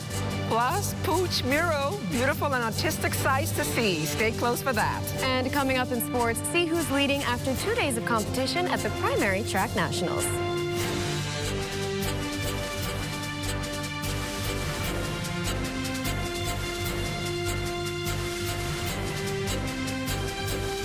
The Bahamas Tonight Access Now starts now. Good evening, everyone. I'm LaDawn Davis. And I'm Marlena Leonard. Welcome to the Bahamas Tonight Access Now. Alas, the smoke was black. And that means the Cardinals did not select a new pope during the first round of voting at the conclave. As the black smoke billows from the Sistine Chapel's chimney, we're going to dive right into the news, shall we? A welcome fit for a queen. The Bahamas, as of Sunday, has become the latest title holder in the International Young Miss Universe pageant. The event showcased more than 50 young girls from around the world. However, 12-year-old Amina Bain walked away victorious. Lloyd Allen was at the Lynden Pinling International Airport last evening for the welcome reception. Receiving a hearty welcome, 12-year-old Amina Bain arrived at LPIA Tuesday with all smiles after competing and winning the 2025 Young Miss Universe held in Dubai this past Sunday. The experience was awesome. Everyone was kind. I loved it. Her mother, Deanne Bain, says since hearing the announcement, she's still in disbelief. When they called Amina and the other competitor up, I just held my mouth. I did not know what to say. Representing the Ministry of Youth, Sports and Culture, head of the Division of Youth, Sandina Neely. We are excited to see all of the ways that she will flourish and thrive in 2025. A community of supporters were also on hand to celebrate in this victory. I feel really proud of her because I was there when she was practicing at school. Be uniquely you. Move boldly, speak confidently. I'm so proud. I mean, I was literally speechless Sunday when she called me. So the first person I wanted to share this with was Mr. Mitchell, Minister Fred Mitchell. And I messaged and I said, she won. He was as ecstatic as me. As for what's next, To spread my platform, which is Dancing with Amina, and I'll help a lot of people through that. For the Bahamas Tonight, I'm Lloyd Allen. Thanks, Lloyd. Well, it's time to take a flight down to the south and visit our neighbors in Cuba as our Felicity Darville and cameraman Utah Taylor Roll take us on a street tour of special landmarks, a rum factory, and the sights and sounds of Old Havana. We took a tour of the historic center of Old Havana, declared a UNESCO World Heritage Site. We did a walking tour of San Francisco Square, the Old Square, the Cathedral Square, and the Handicraft Fair. Our walking tour also included the Grand Theater of Havana, the National Capitol, Central Park, and Fraternidad Park. We also visited a rum museum where the Havana Club rum is manufactured, and we tasted 7-year-old rum. This is our spirits. This is our aguardiente, okay? 76% of alcohol, okay? And it's gonna be our. Why? Different rum producers may work with a fraction from between head and heart. Some other ones may even work with a fraction from between heart and tail. However, Havana Club works with a fraction that belongs to heart, and in that fraction, which is this I have here, will be included a few elements that may belong to head and a few less even that may belong to tail. Every corner of Havana is filled with something interesting to see. And at times, poverty is intertwined with rich history. But the Cuban people are proud and welcome you to their city. From the very first town square in Old Havana for the Bahamas Tonight, I'm Felicity Darville. Felicity, you look like you had a pretty good time there in Cuba. Well, the dedicated team at the Humane Society ventured into the world of art this weekend, unveiling a stunning mural that not only beautifies the local landscape, but also carries a deeper message that all animals, too, need love and care. The mural, a striking visual masterpiece, is designed to raise awareness about the importance of pet adoption. Officials at the Humane Society hope to inspire members of the community to open their hearts and their homes to a new furry friend. And the mural is also designed to create a lasting visual effect that speaks to the importance of compassion and kindness when dealing with animals. First, there's adopting and fostering. Those are the two main ones, and those are the ones that we try to advocate and ask for the most, because the shelter has over 600 animals. So it's really important that we get the animals out of the shelter. Fostering is an amazing program. It helps to socialize the animals, teach them to be in a home, and then prepares them for actual adoption. Outside of that, they have a dog walking program that happens every Wednesday and Saturday that just helps, again, to get the animals outside of their kennels, teach them how to walk on a leash. It socializes them. Local volunteers showed their support for the project, emphasizing the significance of this initiative in fostering a greater sense of compassion and responsibility, particularly when it comes to the care and adoption of animals. Among them, volunteer Micaiah Bostrick, who believes the mural could serve as a powerful reminder for the community to embrace love and empathy towards animals, while also inspiring a shift in the perspective on the importance of animal welfare. I feel it's a positive experience for kids and all volunteers. I think that making the Humane Society a colorful place brings the attraction of outsiders, and then maybe they'll venture inside to see what animals are ready to be adopted. Humane Society's powerful mural now on display. The hope is that this vibrant work of art will not only brighten the streets of Nassau, but also spark a change in the hearts and the minds of members of the community as Bahamians continue to show their support for animal adoption. Love to see it. Well, the spirit of excellence takes center stage this weekend as the Alpha Phi Alpha fraternity hosts its 38th Honors Day convocation at the Atlantis Resort. The event recognizes 62 high school students, all considered trailblazers and community pillars who exemplify the fraternity's core values of academic success and leadership skills. Director of Education Dominique McCartney-Russell congratulating this year's honorees, as well as the Alpha Phi Alpha fraternity, on behalf of the Minister of Education for all of their hard work thus far. The Minister of Education commends the ongoing efforts of the Alpha Phi Alpha fraternity and the Bahamas Alpha Educational and Leadership Foundation. Your dedication to mentorship and excellence aligns with our national goals of building an inclusive, equitable, and empowered educational landscape. May this program continue to thrive, and may each of you, especially our 62 honorees, may you continue to rise, may you continue to lead, and may you continue to inspire. Well, still to come, it's Wednesday, and you know what that means. It's time for Leno's Wealth Wise. Get those financial tips in. Stay close. While others see customers as numbers, we see our customers as people, neighbors, friends who deserve more than one-sided connections. That's why we are redefining what real connection is by prioritizing our customers and showing our appreciation by putting our money where your loyalty is. ATC customers, claim your $200 Bahamas Air gift card when you add postpaid mobile to your internet plan. That's loyalty that flows both ways.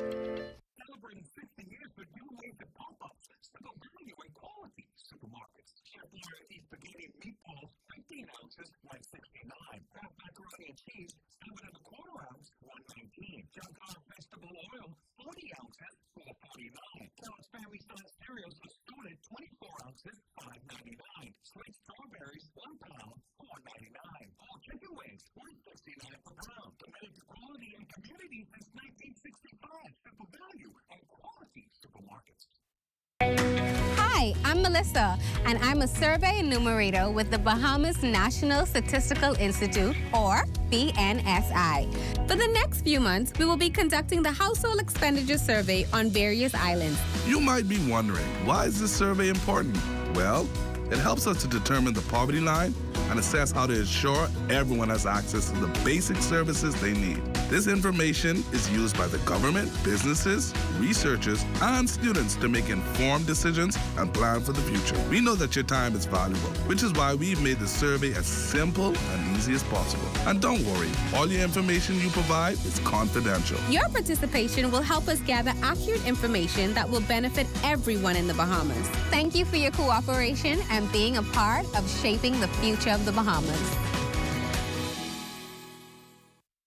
Celebrate the incredible women in your life this Mother's Day. And don't forget the special offer from Grand Bahama. From April 16th to May 16th, enjoy a fantastic 35% off store-wide. That's right, everything you need to show your love and appreciation is on sale. Whether it's a heartfelt gift for mom, a treat for yourself, or something special for that amazing woman in your life, we've got you covered. Don't miss out on this limited time offer. Visit any one of our stores today. Make this Mother's Day unforgettable with Grand Bahamas.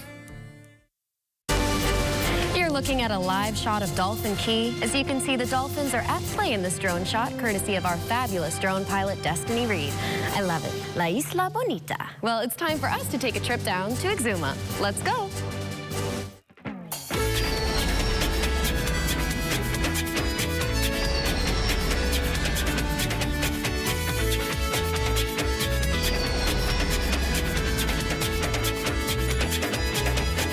High Commission expressing pride to have participated in the 69th annual National Family Island Regatta held in picturesque Georgetown, Exuma. The celebration of Bahamian maritime heritage brought together sailors, dignitaries, and communities to honor the rich tradition of sloop sailing that defines the islands of the Bahamas. At this year's regatta, the British High Commission hosted its third annual British Pavilion event, creating a welcoming space for ministers, sailors, and attendees to reflect on the significance of this enduring Bahamian tradition. Marlena? Thanks. Very jealous of everyone who got to go to the regatta. But if you've ever wanted to invest but felt overwhelmed by all of the different investment terms, mutual funds might be the perfect starting point. But like any investment, there must also be risks to consider, right? So how do they work? And how do you choose the right one? Well, here's the breakdown.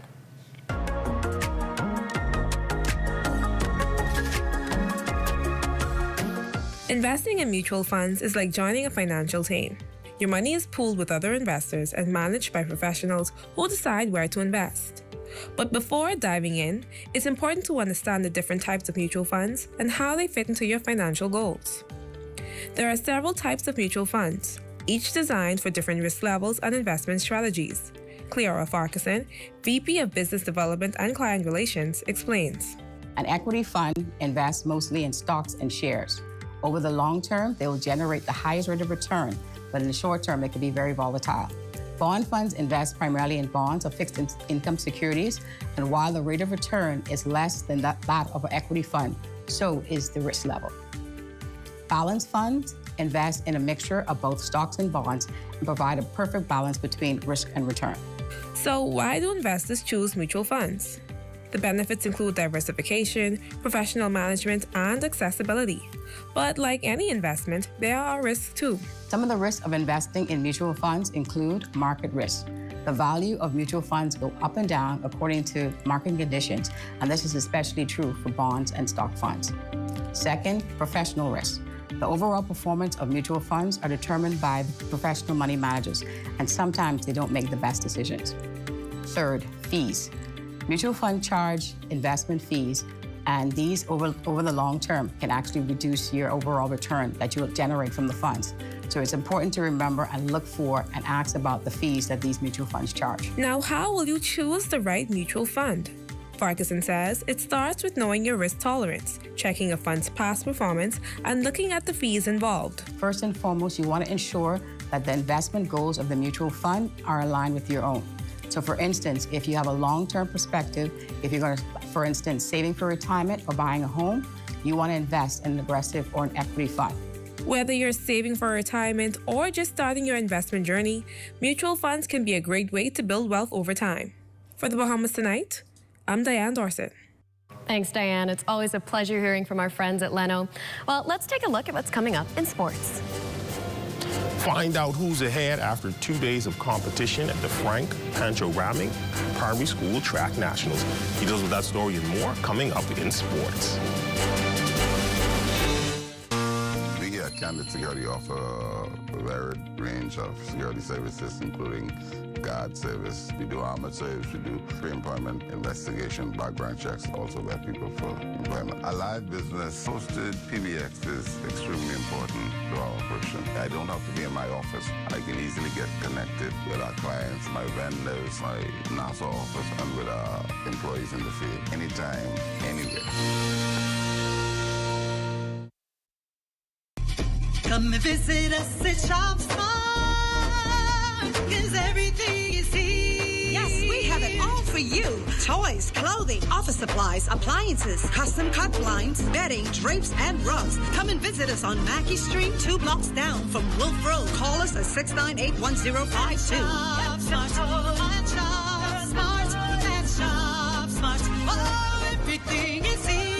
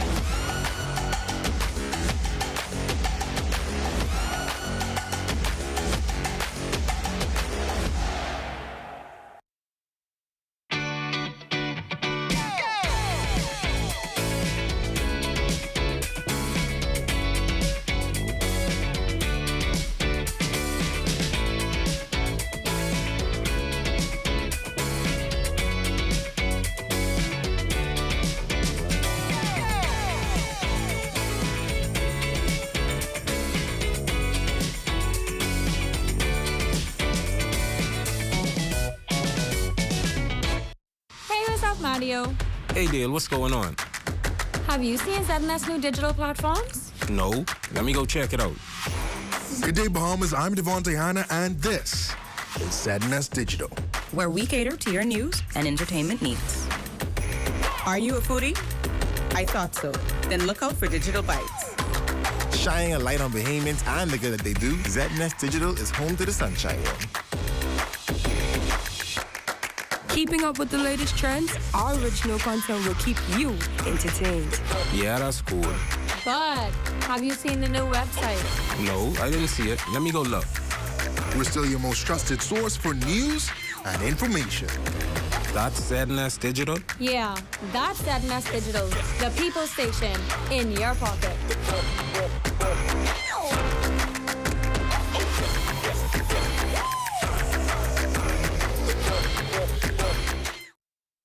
This week, our future track and field stars will compete at the original Thomas A. Robinson Stadium in the Frank Pancho Ramming National Primary Schools Track and Field Championship. Catch all the action on the ZNS Network on Tuesday and Wednesday at 10 a.m. and on Thursday at 12:30 p.m. It's the Frank Pancho Ramming National Primary Schools Track and Field Championship, May 6th through 8th, right here on the ZNS Network.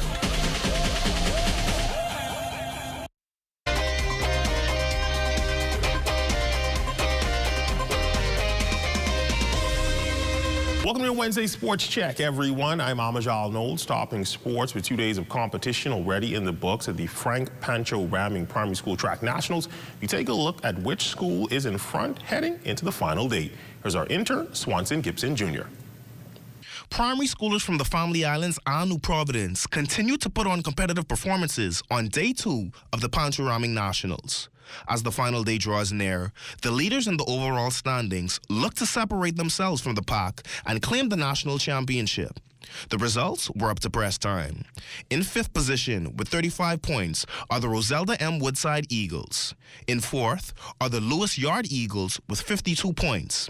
Slightly ahead of them in 3rd are the Thelma Gibson Talons with 55 points. In 2nd are the defending champions, the Cleveland Aeneas Eagles, with 79 points. And the front runners are the Temple Christian Sons with 122 points, leaving a sizable gap between their competitors. ZNS Total Sports caught up with Sons coach Sharon Francis to discuss TC's athletic program. Temple Christian, we have a really good, strong program at the school. We train all year. We participate in all the local track meets. So our kids are not just selected at this time to compete. We come here prepared. That's why you see such great performance for the Temple Christian School. We told them that Temple Christian is the school to beat. We have won this event many times, many years, and so everybody knows that when we come, we're coming strong. So we encourage our athletes to be positive, come out here confident, because persons are looking forward to beating us, and so we just go there and execute the game plan that we give them, and that's what they do. The Frank Pancho Ramming Championships concludes Thursday at 1:25 p.m. The finals for individual races, relays, and field events are set to occur throughout the day. For ZNS Total Sports, I'm Swanson Gibson Jr. That's my look at your sports on this Wednesday. A check on weather when we return.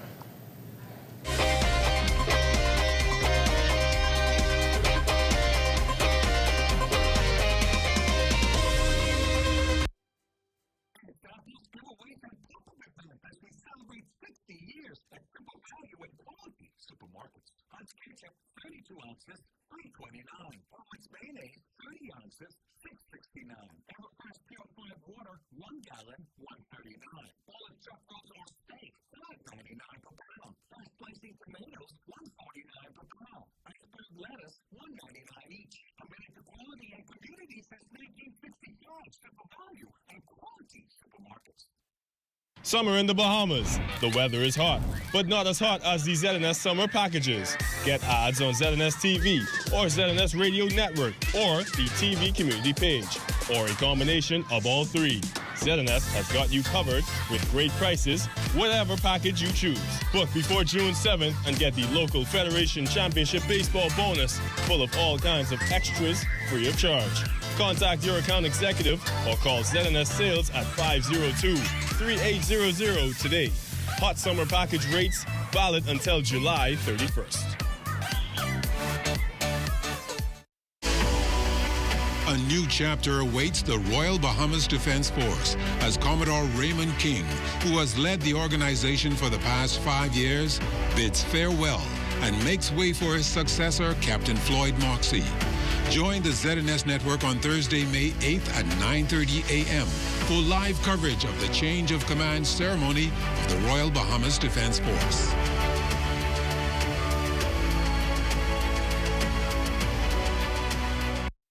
Yo, what's up? It's your girl Nika B, and I'm bringing you the heat with my crew on The Drop. We vibing, we reacting. Hot videos. We talking to the hottest music producers, hot interviewers, Bahamian artists, and Bahamian DJs.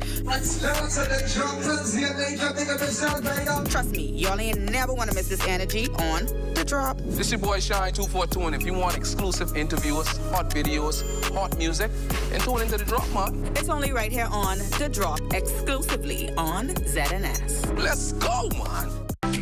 I don't know, but what kind of cars is this parking road? You ain't even know where to park. If you just don't park in the, look at this way. Like you ain't get nowhere to go. Don't park him. Just don't park in the handicap spot. Yeah, that's handicap. No, man, you can't park in the handicap spot. I ain't gonna be that long. I ain't gonna be that long. Handicap spot, boy, what's going on, dog? I tell you we shouldn't park here now. This way park here, man. I tell you we shouldn't park here. Don't get one of these things. My bad, big bro. And he got a sticker inside to say this mother. We gotta move. This is a handicap spot. That's what we gotta move. But we gotta move. Don't. We can move right now. Sorry. Be considerate. Don't use disabled parking spaces without a decal in your vehicle. This message is brought to you by the National Commission for Persons with Disabilities.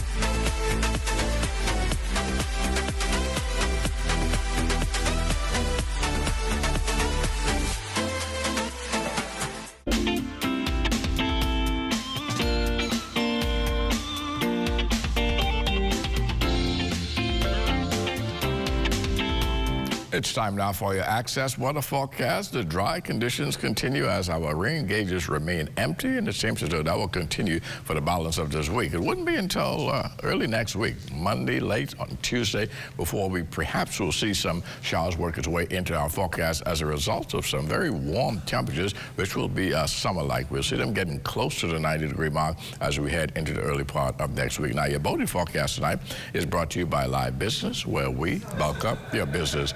In the northwestern Central Islands tonight through Thursday, look for a southeast component at 10 to 15 knots. The wave heights 2 to 4 feet. Low tide, that will occur at 11:46 tonight. A second low tide taking place at 11:59 tomorrow morning. Now for the southeast Bahamas tonight through Thursday, your winds northeast to east at 10 to 15 knots. The wave heights 2 to 4 feet over the ocean. So boating conditions are going to be quite nice over the next several days. And as we head into Friday in the northwestern Central Island, it gets even better. Light and variable winds with flat seas 3 feet or less over the ocean. High tide taking place at 6:26 in the morning. The low tide at 12:17 in the afternoon. Now for the southeast Bahamas on Friday, that northeast component will continue at 10 to 50 knots. The wave heights 2 to 4 feet. That's going to do it for your boating forecast. It's time now for your international temperatures, and they're brought to you by Royal Star Assurance.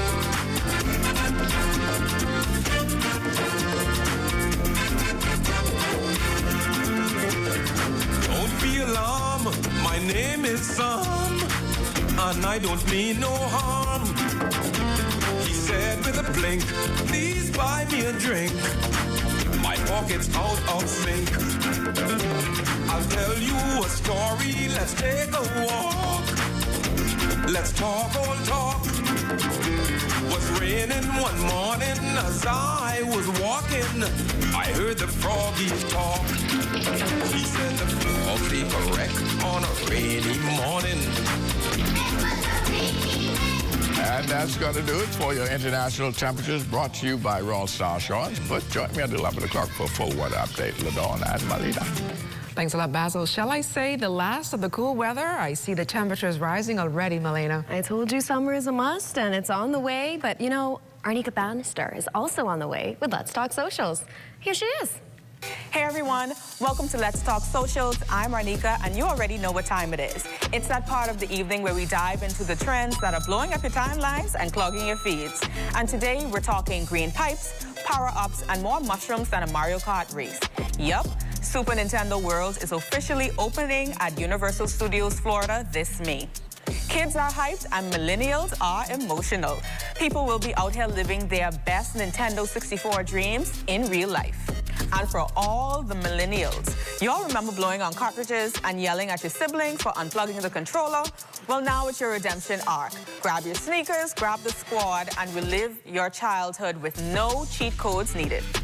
Super Nintendo World Orlando will be the biggest Nintendo 64 world amongst the previous two worlds in Japan and California. And get this, it is all located in a new theme park that has been added called Universal Epic Universe. So yeah, Super Nintendo World is here, it's trending, and it's leveling up everyone's summer. That's it for this installment of Let's Talk Socials. I'm Arnika. See you next time. Thanks a lot, Anika. Well, that does it for Access Now this evening. Yes, but stay tuned for the rundown with Clint Watson. Good night, everybody.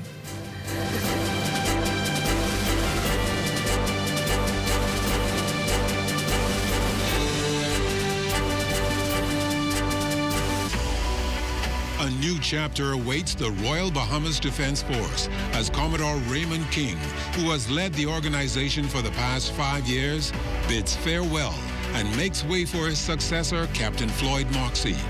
Join the ZNS Network on Thursday, May 8th at 9:30 a.m. for live coverage of the change of command ceremony of the Royal Bahamas Defense Force.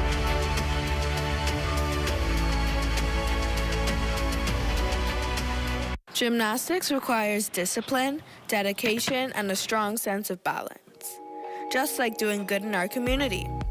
In gymnastics, every move counts.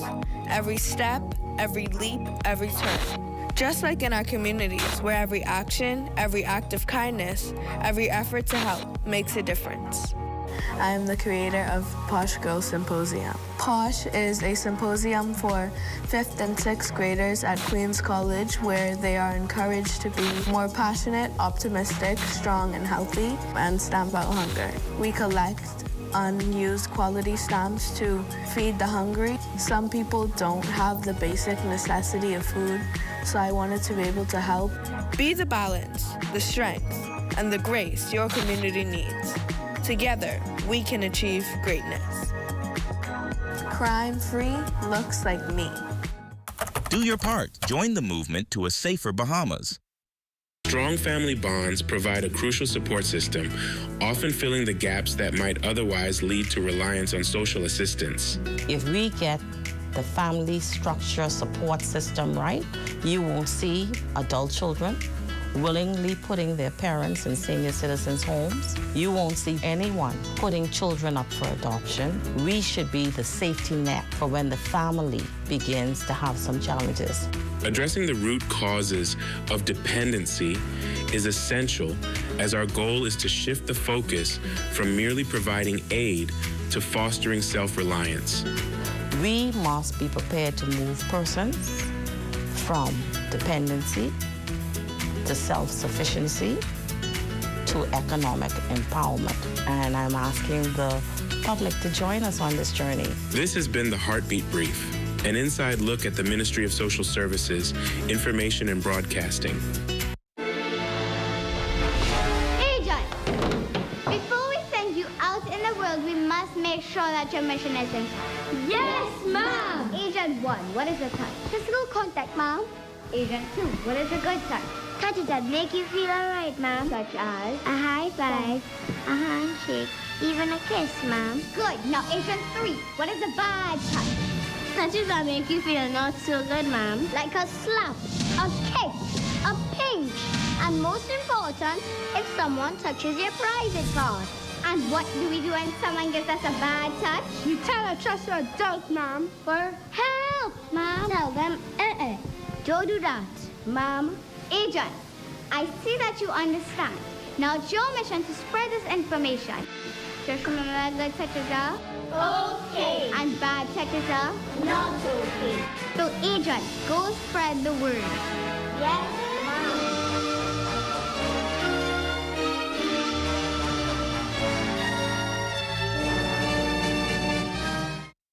At Lyford Key, I'm Tanya Smith Cartwright. This is ZNS.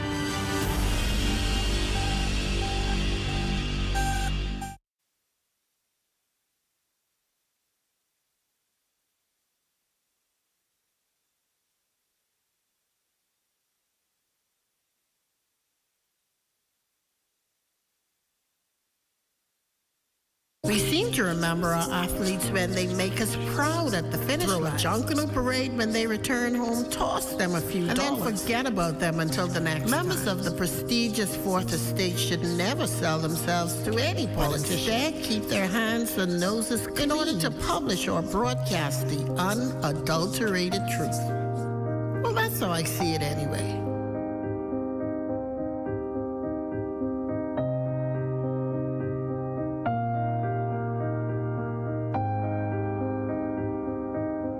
Read as I see it, exclusively at ZNSBahamas.com. New articles premiere on Mondays at 9 a.m.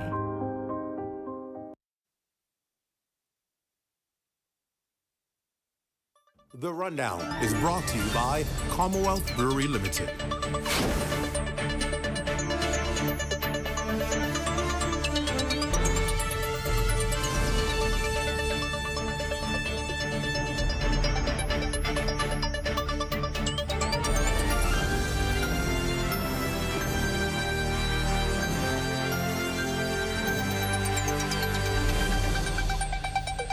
Good evening, everyone. Welcome to The Rundown. It's great to have you with us. We're coming to you live from Freeport, Grand Bahama tonight at the Northern Service here at ZNS Studios downtown. It's a big night here in Grand Bahama. We're going to talk more about what that story is all about. But the big national news coming tonight, Kalani MP and former Prime Minister and FNM leader Dr. Hubert Minnis today ended a cliffhanger about his future in frontline politics, though he still left some uncertainty about whether that future is with the FNM. Now, last month, FNM leader Michael Pintard announced that the former Prime Minister would not be getting the party's nomination in the upcoming election. And he invited Dr. Minnis to take on other responsibilities within the organization, promising him an elder statesman role in the next FNM administration. Dr. Minnis, at the time, never responded to that offer. But today, in the House of Assembly, in his usual fashion, he offered this insight into his political future. I come to this place every meeting as a member of the Free National Movement. Amen. On behalf of the people of Kalani, who I have represented for nearly 2 decades. They have shown me tremendous support all these years. I remain grateful for this support. My job in this place is to give voice to them for better governance for our nation as a whole. It is a pleasure to be their representative in this place, and I look forward to continuing this representation. Now, let's talk about that a second. Now, notice, in the typical, I call it Dr. Minnis style, he said a lot without saying anything, right? So we get the idea that, okay, he says he's going to continue to represent Kalani. Now, make sure you understand what he just said. He's going to continue to represent Kalani. Didn't say, I will run in the next election hoping to represent Kalani. He said, I will continue. And that's correct. He can continue up until this term has ended, and then move off the scene. So he's not saying specifically what he's going to do, and that's intentional. If you notice on social media, you'd have seen the mob of media and reporters, as he left the House, run to him and say, what does that mean, sir? Are you running independent? What does it mean? And he said, I said what I had to say in the House, and he drove off. Now, many people were offended by that, saying this is the same man who showed the same kind of attitude and treatment to reporters. Now, he's going to soon need them. But you have to understand, that was wise. What are you saying, Clint? You saying what he did was wise? Uh-huh. Why? Because you don't let the media take control over how you're going to do, what you're going to do, when you're going to do it. He is calculating his move. He has not yet announced what he's going to do and how he's going to do it. What he's doing is leading you on to believe, well, I could continue trying to run for the seat again at the end, or I may not. I may run as an independent, or I may run as FNM, or he's not letting you in on his strategy. Now, that's frustrating to many people, especially to the FNM, because they're hoping, tell us what you're going to do so we know exactly how to play our cards. He's not going to do that. He's not going to give you advance notice on what he's going to do, because he is calculated. He is going to wait until the right time to strike, and then he'll strike. And he's hoping that his strike will be so impactful, it will throw a lot of people off, including the FNM. So he is calculatingly saying just enough without saying anything, so that people can be left wondering, okay, is he gonna do it? Is he not gonna do it? Is he gonna do it independent? Is he gonna do it under the FNM? What is he gonna do? It is pure Dr. Minnis style. It is his strategy. He's intentionally not giving you enough details to figure out his next move. So the saga will continue, and people will be sitting there wondering, is he gonna run independent? Is he not gonna run? Is he gonna be with the FNM? Will he not be with the FNM? It's pure Dr. Minnis style, and it's a calculated good move for a veteran politician. He knows that everybody's waiting on his move to determine their next moves. So smart sense says, you don't make your move just yet. That's what I have to say about that. Well, now let's talk about why we're here in Grand Bahama, all right? Let's get to that story, because I think this is important tonight, and we have a lot to talk to. While we're going to talk about this particular story, We also have some good news in Grand Bahama to talk about. I'm going to talk about that in the other parts of this show as well. But first to this story, why I spent the entire day at East Grand Bahama in the High Rock community. So what could have easily been a marriage made in heaven instead of winding up being a damaged relationship with nothing but regret? The multi-million-dollar oil refinery company in East Grand Bahama has changed names from the early years as Burma Oil, many of you remember it as that, then it moved to Statoil, then to Ecuador, and now Leviathan. And while there was some kind of support for community under previous names, residents in the neighboring community of High Rock say one thing that has not changed and is more evident today under the new owners, and that is there's no regard for the people next door in the quaint community of High Rock. In fact, residents complain that since changing ownership, they have literally not heard or seen anyone from the company. Donations, they say, are non-existent, and community assistance pretty much dead.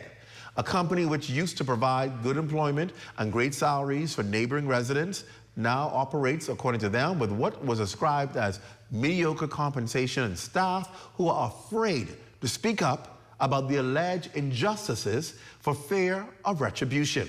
Take, for example, we're told that owners reportedly told employees that the government won't do anything about them because they know, get this, too much about the government. In another matter, we're told customs officers visited the plant after reports of some other concerns, only to allegedly be told that their names were requested so that the owners could report them to the government. That's right, Bahamians, customs officers. His reportedly left a bad taste in the mouths of the concerned employees who are hoping for intervention. Today, members of that community said they had enough, and they spoke about the issues at hand. They asked me to come specifically to the community so they can express their concerns. Now, their concerns range from environmental concerns, there are concerns about their safety and strange odors that are coming, and whether or not it's just been crude oil or they're now trading gasoline and other oils, concerns like that, to what they call disgrace by the lack of involvement of the company in helping or giving back to the community. And they say while some residents didn't want to identify themselves on camera, some community leaders did not hold back. We spoke to Reuben Roberts, better known as Bishop, McDonald Cooper, Pastor Cecil Camp, and Ishmael Lang, as well as somebody who didn't want to be identified. They made it clear it was not political, but a matter of nationalism that needed urgent attention. But we also spoke to a gentleman who, by the name of Jeffrey Kemp, says for many years, in the early years, he worked and he's now retired. He says things are a lot different than they were back then. Take a listen. What have you experienced from this company that's been operating the oil company right here? What company? The company who's taken over. I don't really know. I don't even know the name. Wow.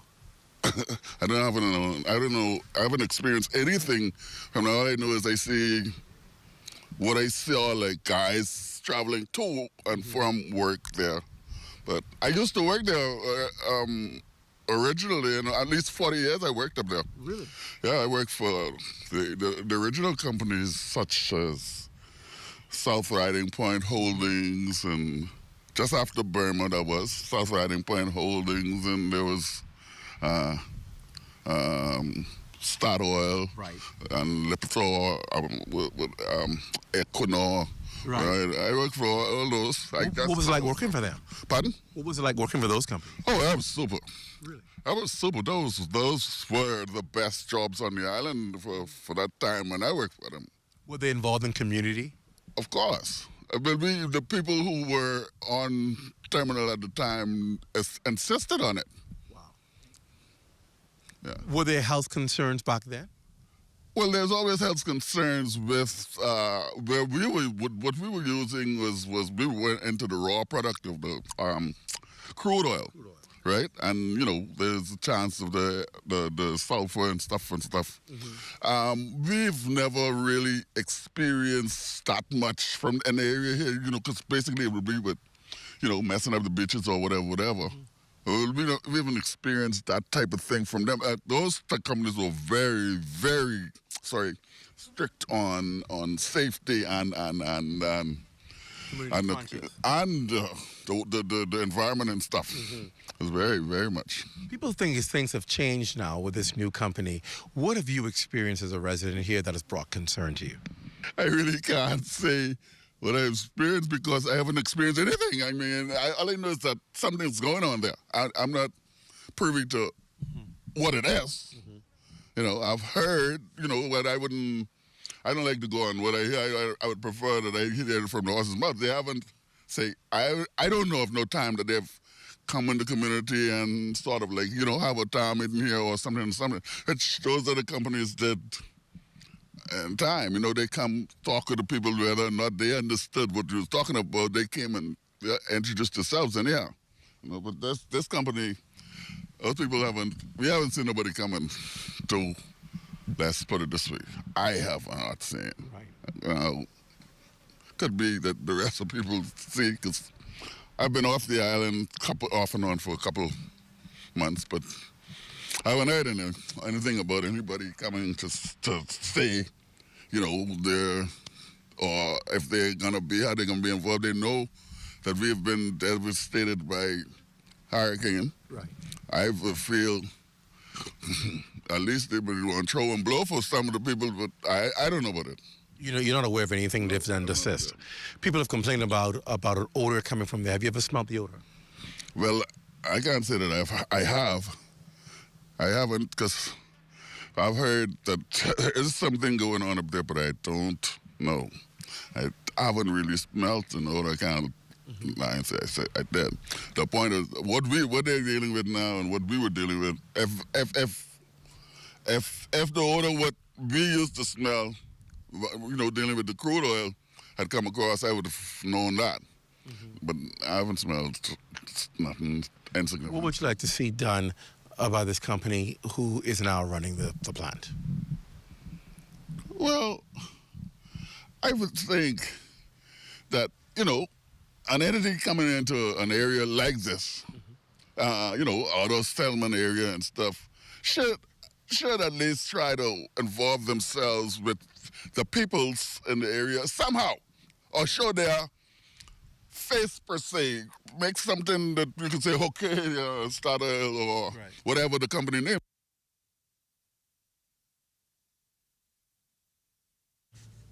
All right, now it's interesting because his comments were probably the mildest out of all of the people we spoke to, because people were up in arms because they felt neglected. They felt a company that's so close to them making millions of dollars should at least assist the community. They feel that has not happened. They feel that requests for donations have fallen on deaf ears. And when we talk about the environmental concerns, there were those who said, listen, we are afraid. We are concerned for our health because there are times when we smell strange scents and we don't know what it is. Now, you heard him talk about, I don't know what's going on in there. That's the sentiment by a lot of people. They're not sure what the company is doing. They've received information from employees that work in there that it's allegedly not just crude oil, that they perhaps may be doing something else they may not have been initially licensed to do, and that there are concerns about people's health in the area. The dock used to be able to accommodate local fishermen vessels, larger ones.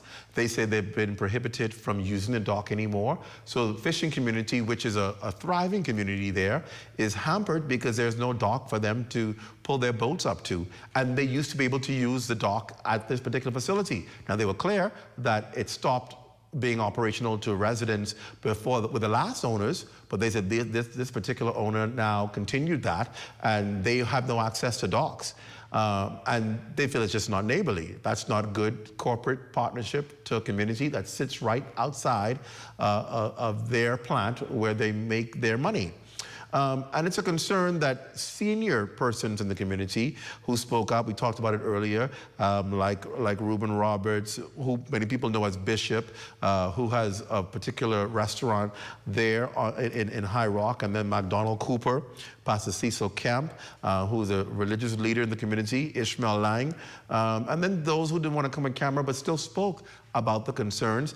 They have serious issues about what's going on, and they said, listen, Our community has talked about it long enough.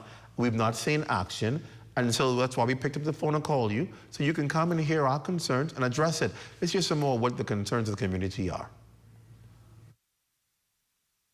Residents of High Rock have a serious concern. What is that concern? So far, since this new company has taken over, we have a concern with the smell, the odor, foul odor that's coming from the terminal.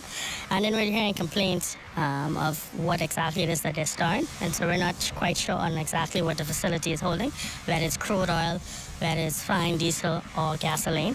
So there's just a lot of unsurety, and then we don't know how safe it really is. We've just experienced a ton of bushfires, and so that had a lot of residents at arms as well, because not knowing the effects that can happen if something like that were to come to the terminal.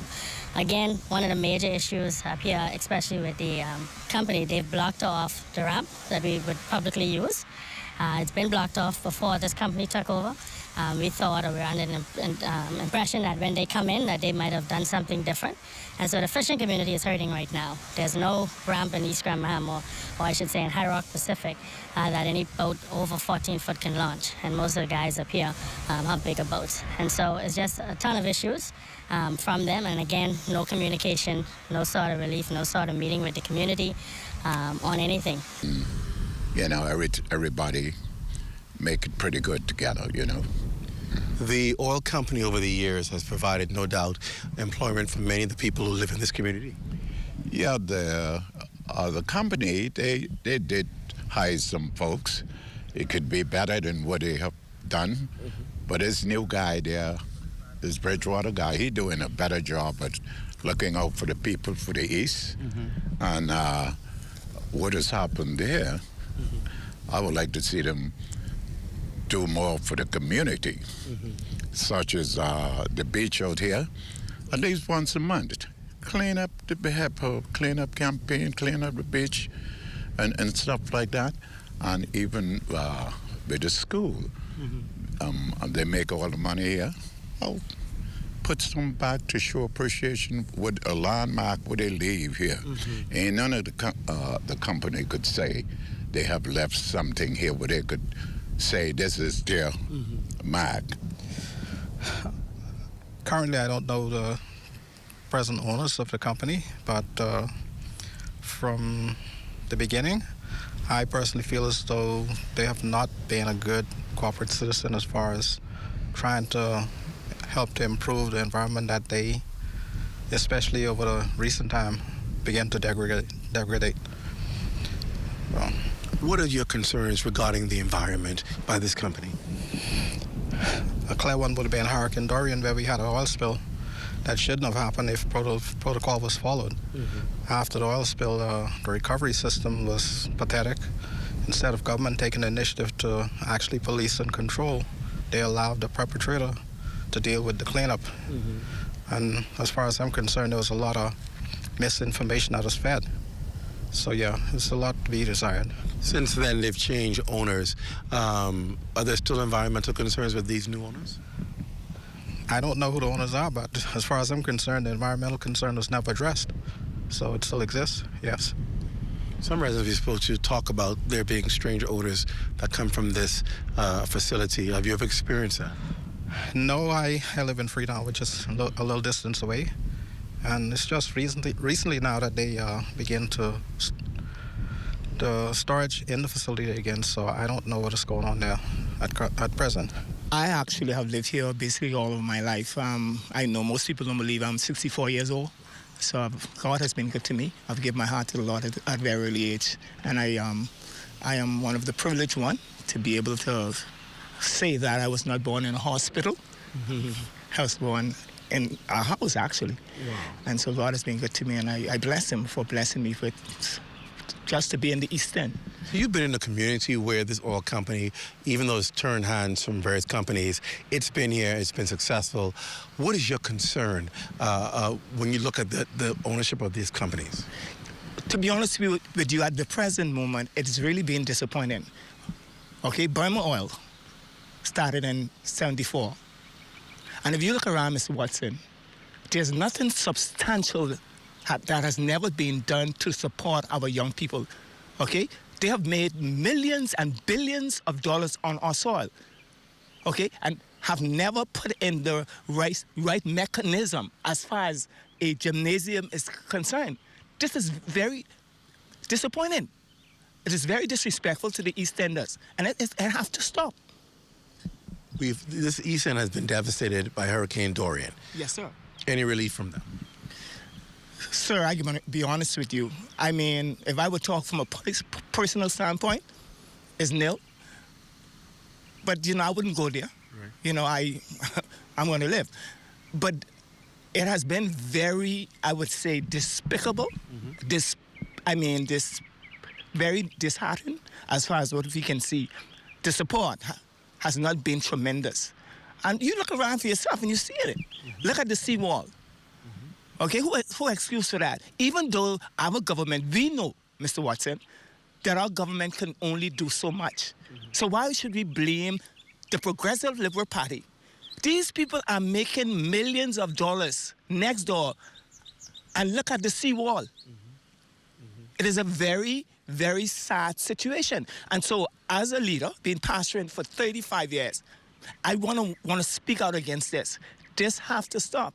There's nobody who would actually agree that these companies should come in here and make millions and billions of dollars on our soil. You can't do it to their country, so why should they come in the Bahamas and do it to us?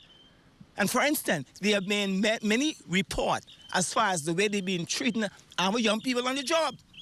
You cannot come on our soil and make millions of dollars, and young people cannot come home with a good salary.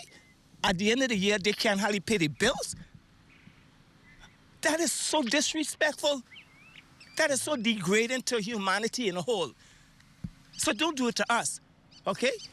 We have some of the most brightest, some of the most smartest people, not only in Grand Bahama, Mr. Watson, but in the Bahamas. Mm-hmm. From the East End, they say the wise men come from the East, and I honestly believe that because I am from the East.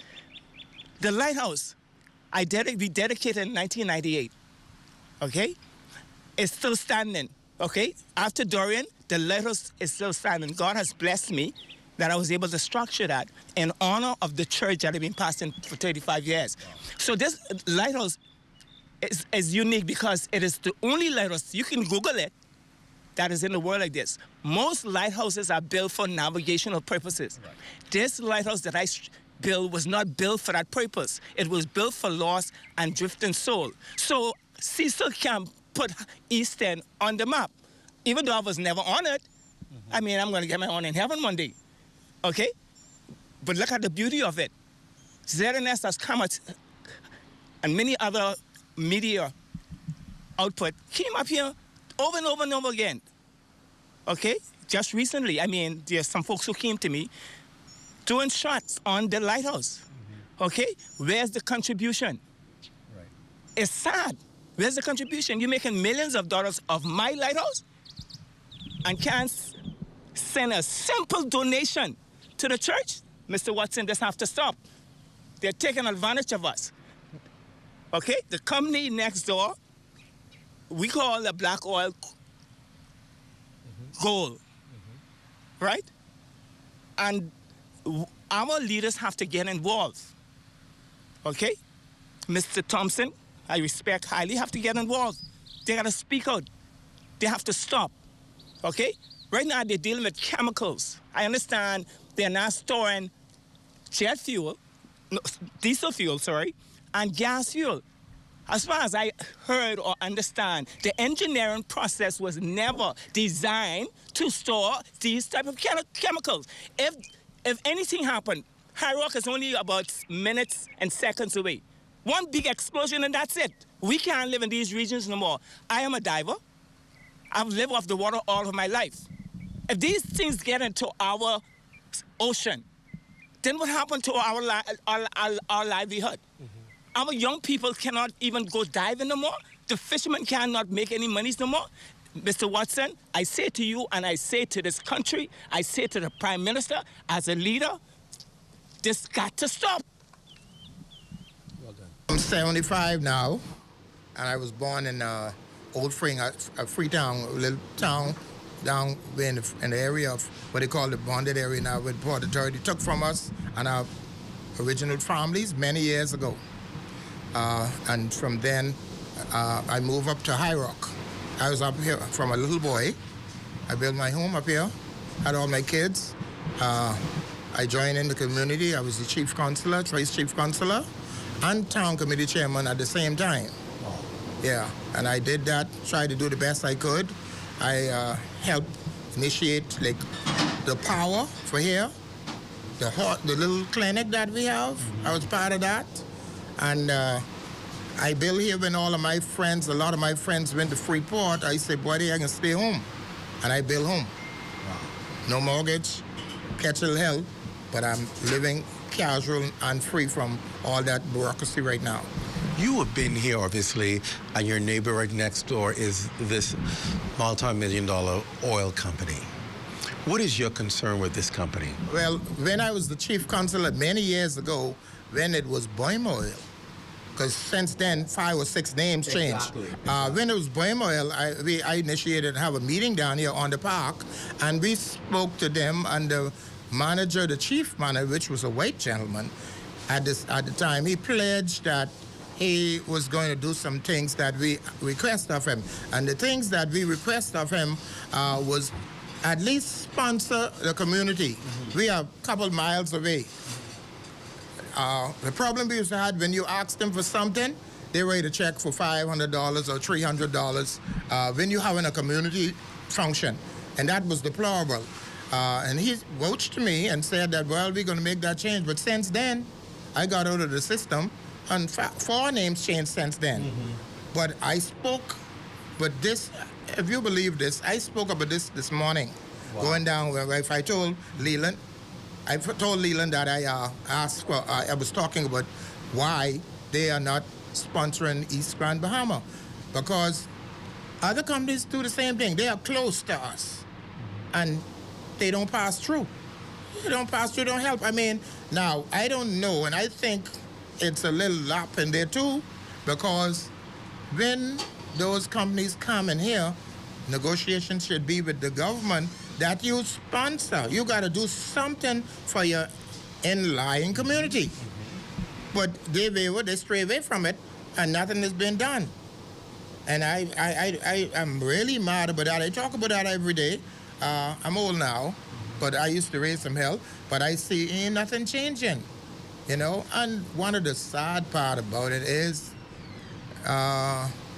we have some leaders and some who may be a part of us that don't think we need anything. Wow. So that's one of the problem too, you know. So I am really baffled why, you know, right close to us, if they get fire wind problem and all that stuff. They had a bad oil the other day problem, and I used to work up there for years. I was a shore engineer up there. And all that oil, all that tank, all that stuff blew away.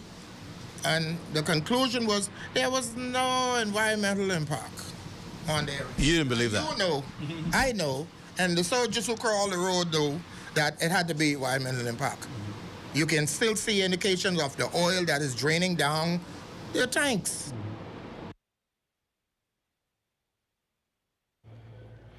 All right, so then you get an idea of how the community feels, right?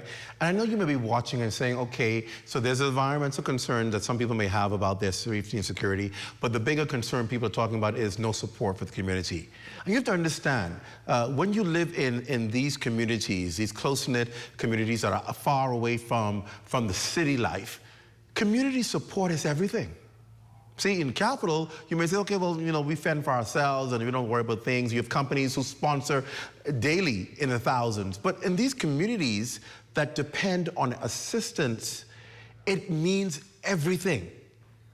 And this is a community, remember, that was totally decimated by Hurricane Dorian, that's now trying to rebuild and get back on track. And it's hard for people who are struggling to rebuild their lives to be minutes away from a multi-million-dollar fortress and not feel that that company that's doing so well will even look over to them and say, can we assist with something? Can we help you with something? And not even impact their bottom line. It's just not a matter of can we help, it's a matter of do we care enough to help? Do we see that these people are part of the communities? They work, their families work for us to help us sustain this company. We owe it to them to be able to see their well-being. Again, it goes back to the fact of who are we bringing in our country to make their wealth and riches, but don't care about the people here that contribute to their success. That's the storyline here. And it speaks to the integrity of companies that come into the Bahamas that ought to be looked at closer to see whether or not, while they're coming to make their millions, that they have a heart to contribute to the building of our communities and to the people that will contribute to them. That's really the bottom line here. And you hear the cries of these men, these community leaders, because they are hurt. They are offended that they're left to fend for themselves when right next to them is wealth and riches and not even pass a bone. And so that's why they wanted to speak up today, because they're hoping that the company, and they say there's no ill feeling to the company, they just want the company to understand that if you can help us, please do. We don't even know who you are. If you can come out and meet us and tell us who you are and what you're doing, please come and do that. And there is a responsibility there from government. On the environmental side, we can tell you, not just this week, ZNS Northern Service team did a story on the fuel leak at the Liverthorne property. According to sources, the alleged leak resulted from a rupture in a pipeline located on land. The Ministry of Environment released a statement late this afternoon. The statement reads in part that we at the Ministry of Environment and Natural Resources were made aware of a possible environmental infraction at the Liverthorne facility, formerly Equinor South, Riding Point, and East End, Grand Bahama. The statement continues, our oil spill expert with the ministry has been dispatched to East End and is currently on the ground assessing the situation. We await the findings of the assessment and the recommendation. Please be advised that the appropriate actions will be carried out in the best interest of the environment and the Bahamian people. That's from the Ministry of Environment. We're going to continue to monitor this story. At the end of the day, what's important are the survival of the people in East Grand Bahama. They've been through a horrible storm. There's no need for them to go through another one with their neighbor. Don't go away. The rundown is back right after the break. When we come back, people heard about this Ponzi scheme that took place. Bahamians invested thousands of dollars in Creative Alliance. Well, we have a woman who invested $4 grand. She's going to talk to us about her experience. We're back after this.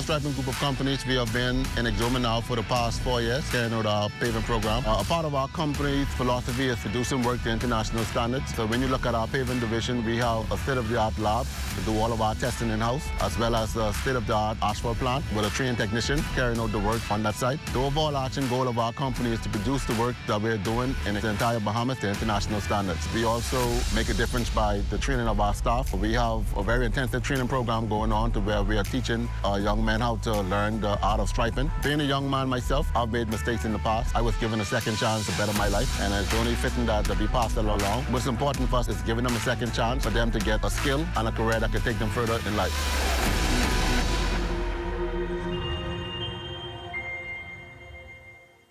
Hi, Phil Swift here for the Flex Seal family of flood protection products. Our flood protection products are specifically designed to work together in order to create multiple layers of super strong protection. All these windows, doors, seams, and openings have all been sealed up tight. Now there's a new way to protect your home or business from damaging floodwaters. Get the removable Flex Seal family of flood protection products.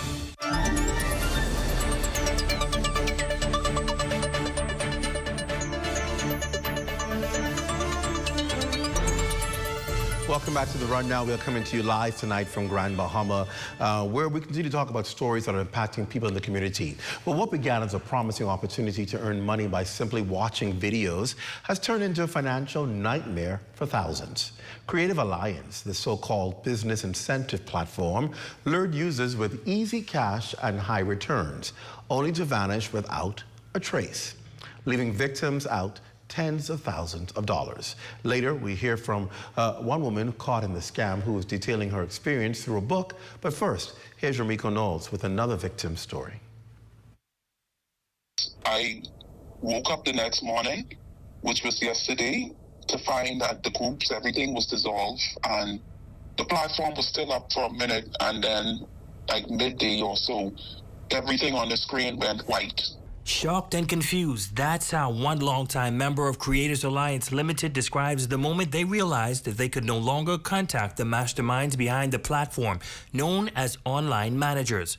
On Wednesday, April 2nd, all members were abruptly removed from the platform's WhatsApp group, and the entire system became inaccessible. Now, many fear that they have fallen victim to a large-scale scam. I don't know what to think.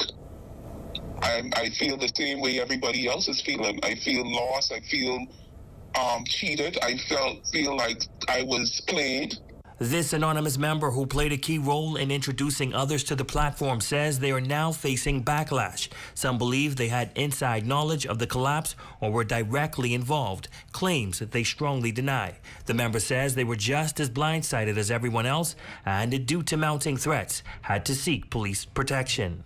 I don't know anything more than what anyone else know. I don't have any direct contact to anyone because the same numbers that I had was the same numbers everybody who joined had. Everyone had direct contact with the so-called Gwen. Shortly after the platform went dark, an official notice surfaced allegedly from a manager named Shiro King. The message to the Creators Alliance community claimed the disappearance was due to an elaborate shift to a new system aimed at improving security, efficiency, and user experience. The notice further stated that the platform's founder, Mark Edo, reassured members that the disruption was a part of a carefully planned upgrade. But a crypto expert in the Bahamas isn't buying it, calling the release fake. I researched Mark Edo. The only thing that came up was Mark Edo, a guy in South Africa who does something with the news. The Mark Edo person they're talking about doesn't exist. The locations that they had on their Google Maps, they do not exist. As investigation continues, thousands remain in limbo, waiting for answers and their money. A lot of people hurting because they did more than they really should have done. And so, of course, because the platform was paying, so I could understand why they did it.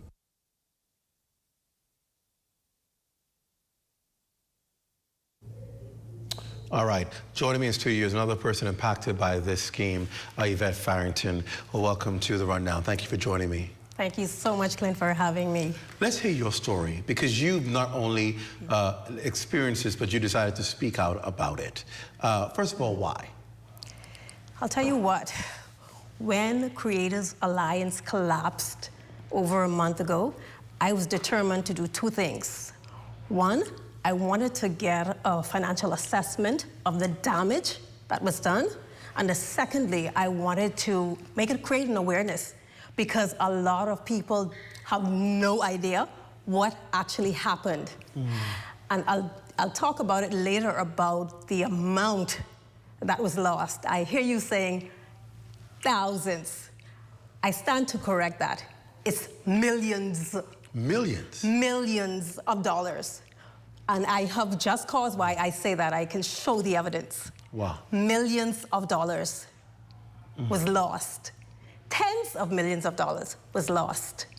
So Creators Alliance created an illusion of this big company that would pay out as much as 700% on your investment. 700%? 700%.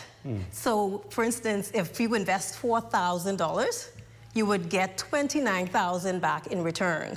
But to me, I'm thinking that sounds too good to be true. Of course. It would cause me to question it. Of course. And so when I started with Creators Alliance, and a relative introduced me to Creators Alliance and said that this thing is real, and I refuted it. I was like, I don't believe it, because it's impossible for you to get this kind of return. No one is just going to give you this increase in money for nothing. Well, let me tell you how I became a believer. So a few weeks, no, it was a few days after, because I was only in it for 17 days. So much has happened within that 17 days. So many promises. So once he convinced me that money is actually going to my account, which we thought it was going to his account, it was actually only going to the Creators Alliance account. And it was so strategic in the way that the scammers got the funds, because everything was done through cryptocurrency. There's no tracing, there's no way so there's just no tracking, no tracing, no evidence of the monies of the persons who were behind the scenes in the whole Ponzi scheme. So when Creators Alliance started, when I came into it, I was introduced by one of the team members locally to this so-called Gwen. Now, everybody's talking about the Gwen. You may hear people talking on the street about this Gwen. When I came in, so Gwen was the go-to person. So I was told that we needed to find her. If you had any questions, just go to Gwen. And so I was communicating with this Gwen. Almost it was often. It wasn't every day, but it was often. And the reason why I was communicating, because my personality, I like to get involved. Right. I like to know what's happening. I like to get involved. And I was involved in planning the big event that was supposed to happen. That was supposed to happen on the 29th, that they had this big hype and that we're gonna get a car, and they were raffling the car, and so they needed an event that was so large, because she had other people giving suggestions or events, and so I proposed the big field, the Independence Field, right? And the communication with her, I'm telling you how subtle. And I wrote the book, The Soft Red Flags, because the red flags were they weren't red. In many instances with the Creators Alliance, the flags were not red. There were times when, and the reason why we were manipulated is because there were times when everything looked pretty normal. Everything looked normal. But I say that the monies that went behind, as I was determined to find out what the financial loss was, I did the calculation based on the knowledge of what I was privy to, which was that we believe, based on the amount of persons in the group, that it could have been up to 8,000 Bahamians in the group. Wow. 8,000. Most of the investors invested what was $3,999, which we all rounded off to 4,000. Right. Now get this, Clint. There was another investment, package, there were packages. Right. The greater package was $10,000, which most people contributed to. So people just put $10,000 in, and that's what's lost now. It's lost. And that's why I can say, and I'm speculating, that we could be near $50 million in loss. You would think that there would be some financial regulation with that kind of money being collected, that the regulators would be saying, well, who is this company? Let's investigate them, let's hold this money, let's freeze this money until we find out who they are. Because where did you give your money? Did you give it to a bank account? Where did you deposit your money? The money was exchanged into cryptocurrency. There's no tracking, there's no tracing, the money is gone. The money is gone. So you wrote this book to obviously educate people not to be fooled by the signs that look so real. That's correct. I wanted to educate the people. When I set out to do a survey, right? And I contacted the 942 persons that was left within my group. And as I was reaching out to them, the response, Clint, because they did not want to hear about Creators Alliance. They brushed me off the phone because they did not want to call it had a name, and so it was a struggle for me to get the information that I needed. And so with the output of the results of the survey, it was very disappointing, so I didn't get too much into that because I couldn't get all the support from them. But the outcome was that people are so devastated from this loss. They're in grief. I frequently go back to to the group where we had, and I won the loss. It was a major setback. I can imagine. And Clint, most of the investors are from the Grand Bahama community. We've had people from churches, police officers, teachers, nurses, and everybody that contributed to this. We've had financial institutions that actually was promoting to give the $30,000 loan to furnish this scam. It's a tragedy. It's a major loss. And my heart goes to people. Major loss. They should get your book. Where can they find your book? The book is on Amazon, and so you can get the book on Amazon. It's also in Kindle as well as the book. And just search in Amazon Yvette Farrington, you'll get the book there. Thank you for talking with us, and hopefully this turns around for you, Yvette. Thank you for coming on. Stay with us. When we come back, we're talking to the Chamber of Commerce about something that isn't a scam, investment growth in Grand Bahama. It's actually true. We'll talk about it right after the break. Stay with us. Great story. Thank you for sharing that. I mean, oh my God. Mailboat service is a critical service to the islands of the Bahamas. Certainly, Andrews has always been there and dear to us. That's where we're born and raised. And so we play a crucial role in advancing the growth and development of Andrews. Customers want service and they want consistency. From the start, that's been our commitment. We work to sail on time every time. Our customers have come now to expect this from us. And one of the biggest challenges we've had was finding adequate funding. SPDC from the very start has been a lifesaver. My advice to young people, if you have a vision, a passion, an idea, go for it, don't give up. It's not easy. If it was, everybody would be doing it. Be consistent and you'll get there.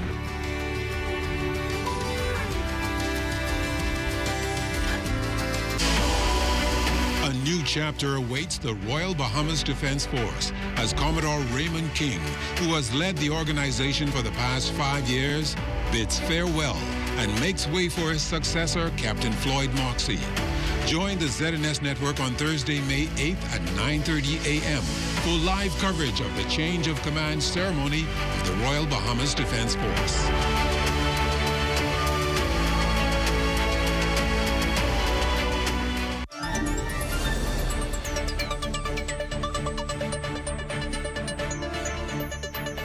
Welcome back to the Rundown, coming to you live from Grand Bahama. Special good night to all of you who are tuned in in the Lion's Den or on YouTube or on your various cable platforms or Flow TV, watching in Turks and Caicos Islands around the Caribbean or around the world. It was always a pleasure to have you join us on the Rundown. Tonight, we turn our focus to the island of Grand Bahama as we are here, an island long marked by economic struggles, but now on the brink of a major turnaround. With over $3 billion in new investments on the horizon, the signs of a long-awaited resurgence are finally beginning to emerge. Joining us this evening to discuss what this means for businesses and residents alike is the newly installed president of the Grand Bahama Chamber of Commerce, Dylan Knowles. Sir, welcome to the Rundown and congratulations on your installation. Thank you very much. What does this mean for Grand Bahama? We've talked about this, I think, for the last few months. We've been talking about $3 billion of investments. This is a lot of money. Grand Bahama's coming back. But what does it really mean for businesses in Grand Bahama? So, Clint, is both an opportunity and a challenge. It's an opportunity in that there will be investments that are going to be bringing business opportunities to Freeport, to Grand Bahama as a whole. But it's also a huge challenge in that we don't necessarily have the capacity within our small business community to be able to take advantage of these opportunities the way we would expect them to be taken. Let's break that down. What do you mean you don't have the capacity? What's needed? So most small businesses have been struggling just to pay the light bill for the last 20 years. They don't have the wherewithal, financially or otherwise, to upgrade themselves to be able to deal with multinational corporations who do business a lot differently than we do on the island and within the country. These companies have global standards that they have to adhere to. They have policies and procedures that they adhere to. And their focus is ensuring that they protect the interest of their shareholders. when we jump into the fray with them, and all we have been doing for the last 2 decades is, as I said, trying to keep the lights on, we have not developed ourselves in a manner in which we could deal with their terms, their conditions, their contractual obligations, and we're not used to dealing at this level as an SME.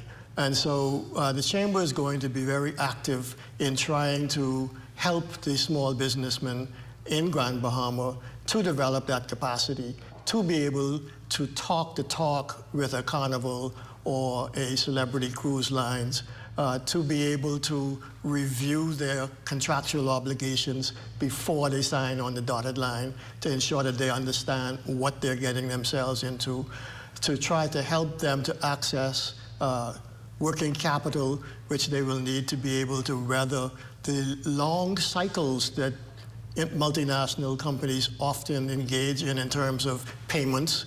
You know, I had a situation the other day where I had an individual ask, he had an opportunity to provide sodas to the construction site.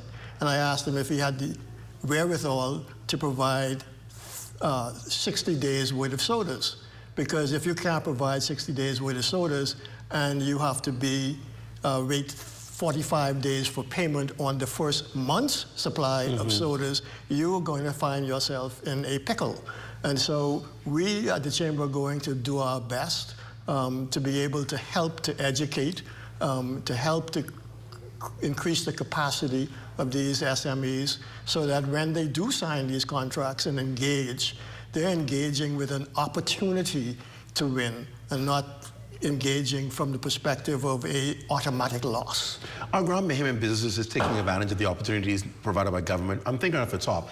SPDC, they were here today giving out grants and giving out opportunities for people to expand their businesses. They've been doing that throughout the country. And so there are opportunities for people who may need to get additional capital to prepare themselves that they can apply, and there are other programs that are doing likewise. Are Bahamians taking advantage of the opportunities available to them to get themselves prepared? So again, we're in partnership with a lot of these entities at the Chamber to make sure that we can get the word out to the relevant parties who would need this assistance, and to help them to work their way through the process.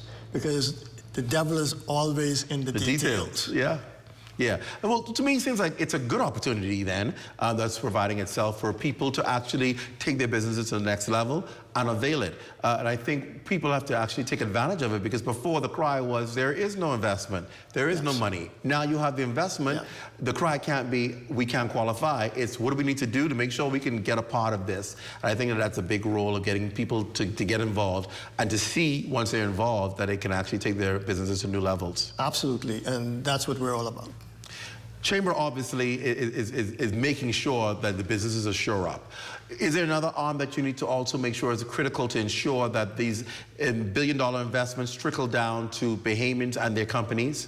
So it obviously all starts with the approval process for companies coming to the Bahamas in general, Grand Bahama in particular. And again, the devil is in the details. Government tends to look at the high-level, top shelf stuff. But when you get down into the nitty-gritty of contractual obligations and whatever, you find in the fine print that it is a lot more challenging than people imagine it would be.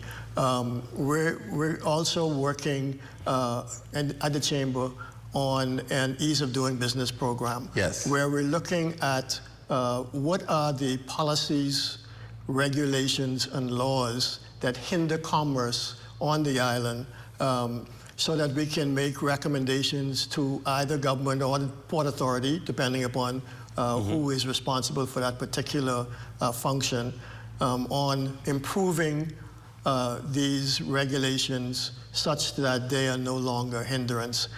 We all know that in commerce there's always a need for a regulatory regime that encourages to commerce. And commerce is important to all of us because without it, we all fall back into caveman days. Correct. If nobody's buying and nobody's selling, nobody has anything. Correct. And so we're working in that regard. We had our first town hall Zoom last week, and we're going to continue that so that we get the input from the business community about the challenges that they're having in that regard.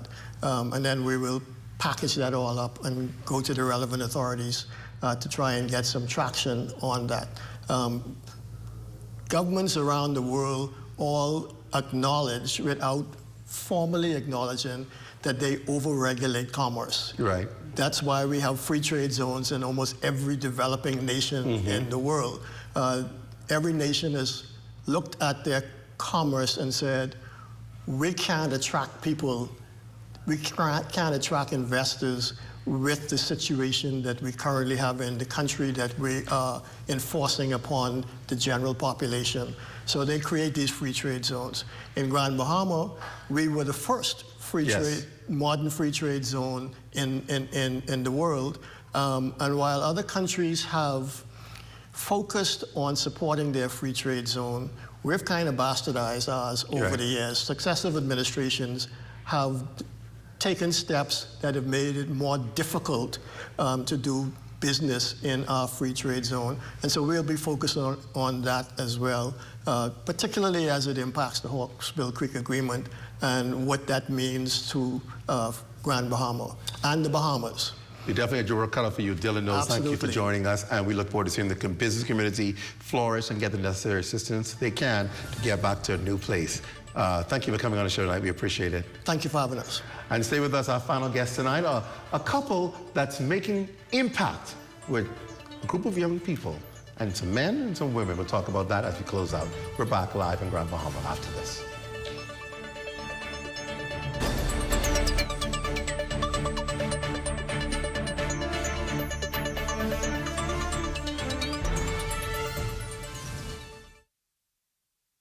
After 30 years of banking, I've decided to take a leap of faith. I moved from banking into an untapped industry, which is manufacturing in the Bahamas. And now we are standing on 3 acres of land on which we're going to be putting the Bahamas' first end-to-end plastic recycling company, Eden Recycling and Manufacturing Company Limited.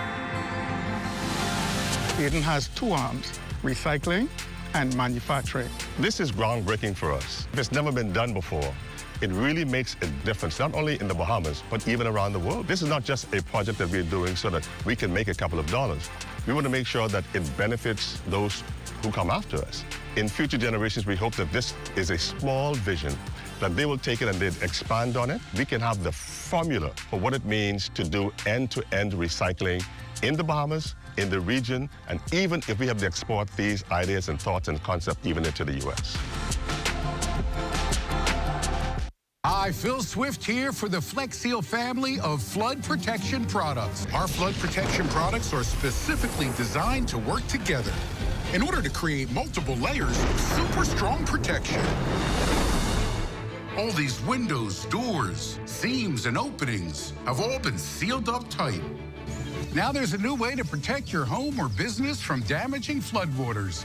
Get the removable Flex Seal family of flood protection products.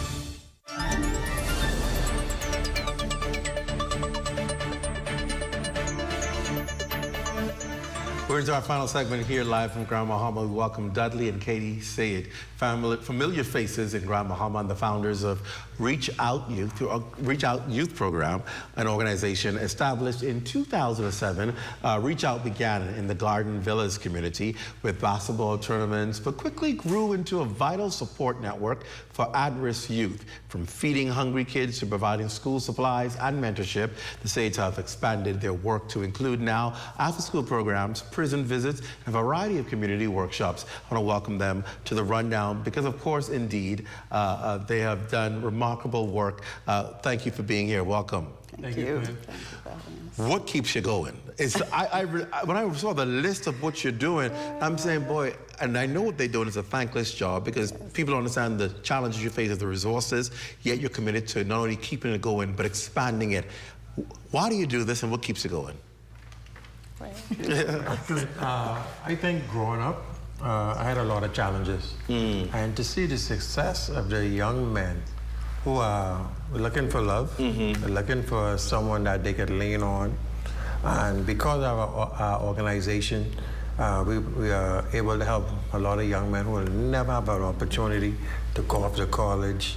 We have young men today in the police force because of Reach Out Youth Organization.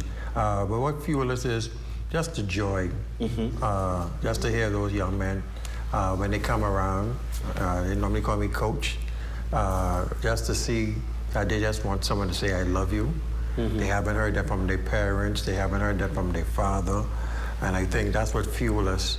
And what we learn a lot is during the crisis, such as Hurricane Dorian and the pandemic, most people panic.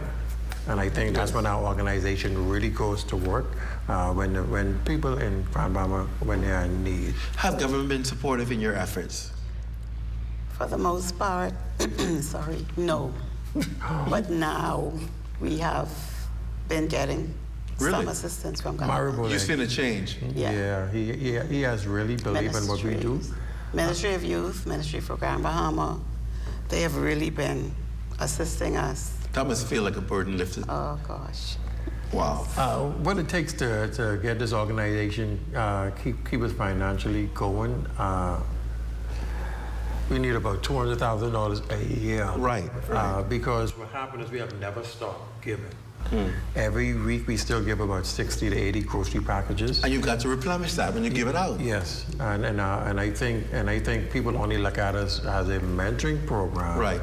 But we assist pregnant ladies. We assist families.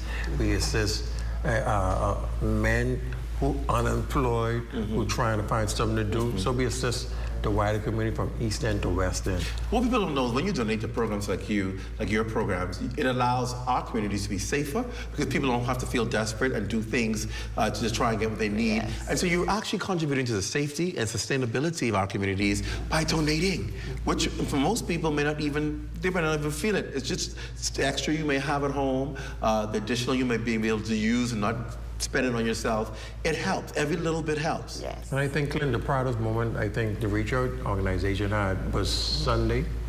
We finally launched the girls program of our organization. Congratulations. We continue. Everyone's asking when we're going to do it. But she's finally in the forefront. People look at me and all the praise. But this organization can't work unless I have a good backbone. And this is for girls between the ages of 8 to 24? Yes. And what do you do with them? We will be doing mentorship, leadership training. You name it, we'll be doing it with them. Congratulations. In different phases. Congratulations on that. Thank you so much. And the work that you continue to do. We sing your praises. I know ZNS has been a part of your work and outreach. Have they made a difference? I must say, Shishina, yes. When we first started in 2007, she said, Dudley, she's seeing the work that we're doing. People have to see what you guys are doing. Yes. So without ZNS, I don't think there would be no Reach Out. So we want to say a special thank you to ZNS. Our pleasure. Also the GB, the Port Authority, Mr. Henry has never left us. Chances, Gerald Investment, they are persons. Yes. But we still need a lot of more help to continue the work that we're doing. But like I said, the Reach Out now have a girls program, and I think sky's the limit for our organization now. Now we have a mentorship with the boys, and finally the girls program here on the island of Grand Bahama. Congratulations to you. And if you're out there and you can support even the smallest amount, please reach out to them and let's assist. They're making a difference every day, doing what many of us may not be able to do to make our community safer and more productive and more successful. And so congratulations to Reach Out Bahamas and listen to what you're doing. We're looking for the next program because it seems if you continue to expand and add more and more programs, and Lord willing, as you get more resources, you're able to do that. Yeah. And so we wish you all the best. Thank you for coming on the show tonight. That's a great note to end on tonight. Yes. Congratulations to you. We want to say a special thank you, Clint, for always inviting us because I think the wider community needs to know more than what we do is just mental. Correct. We continue to help the island of Grand Bahama. Thank you so much for your work. That does it for us from Grand Bahama tonight.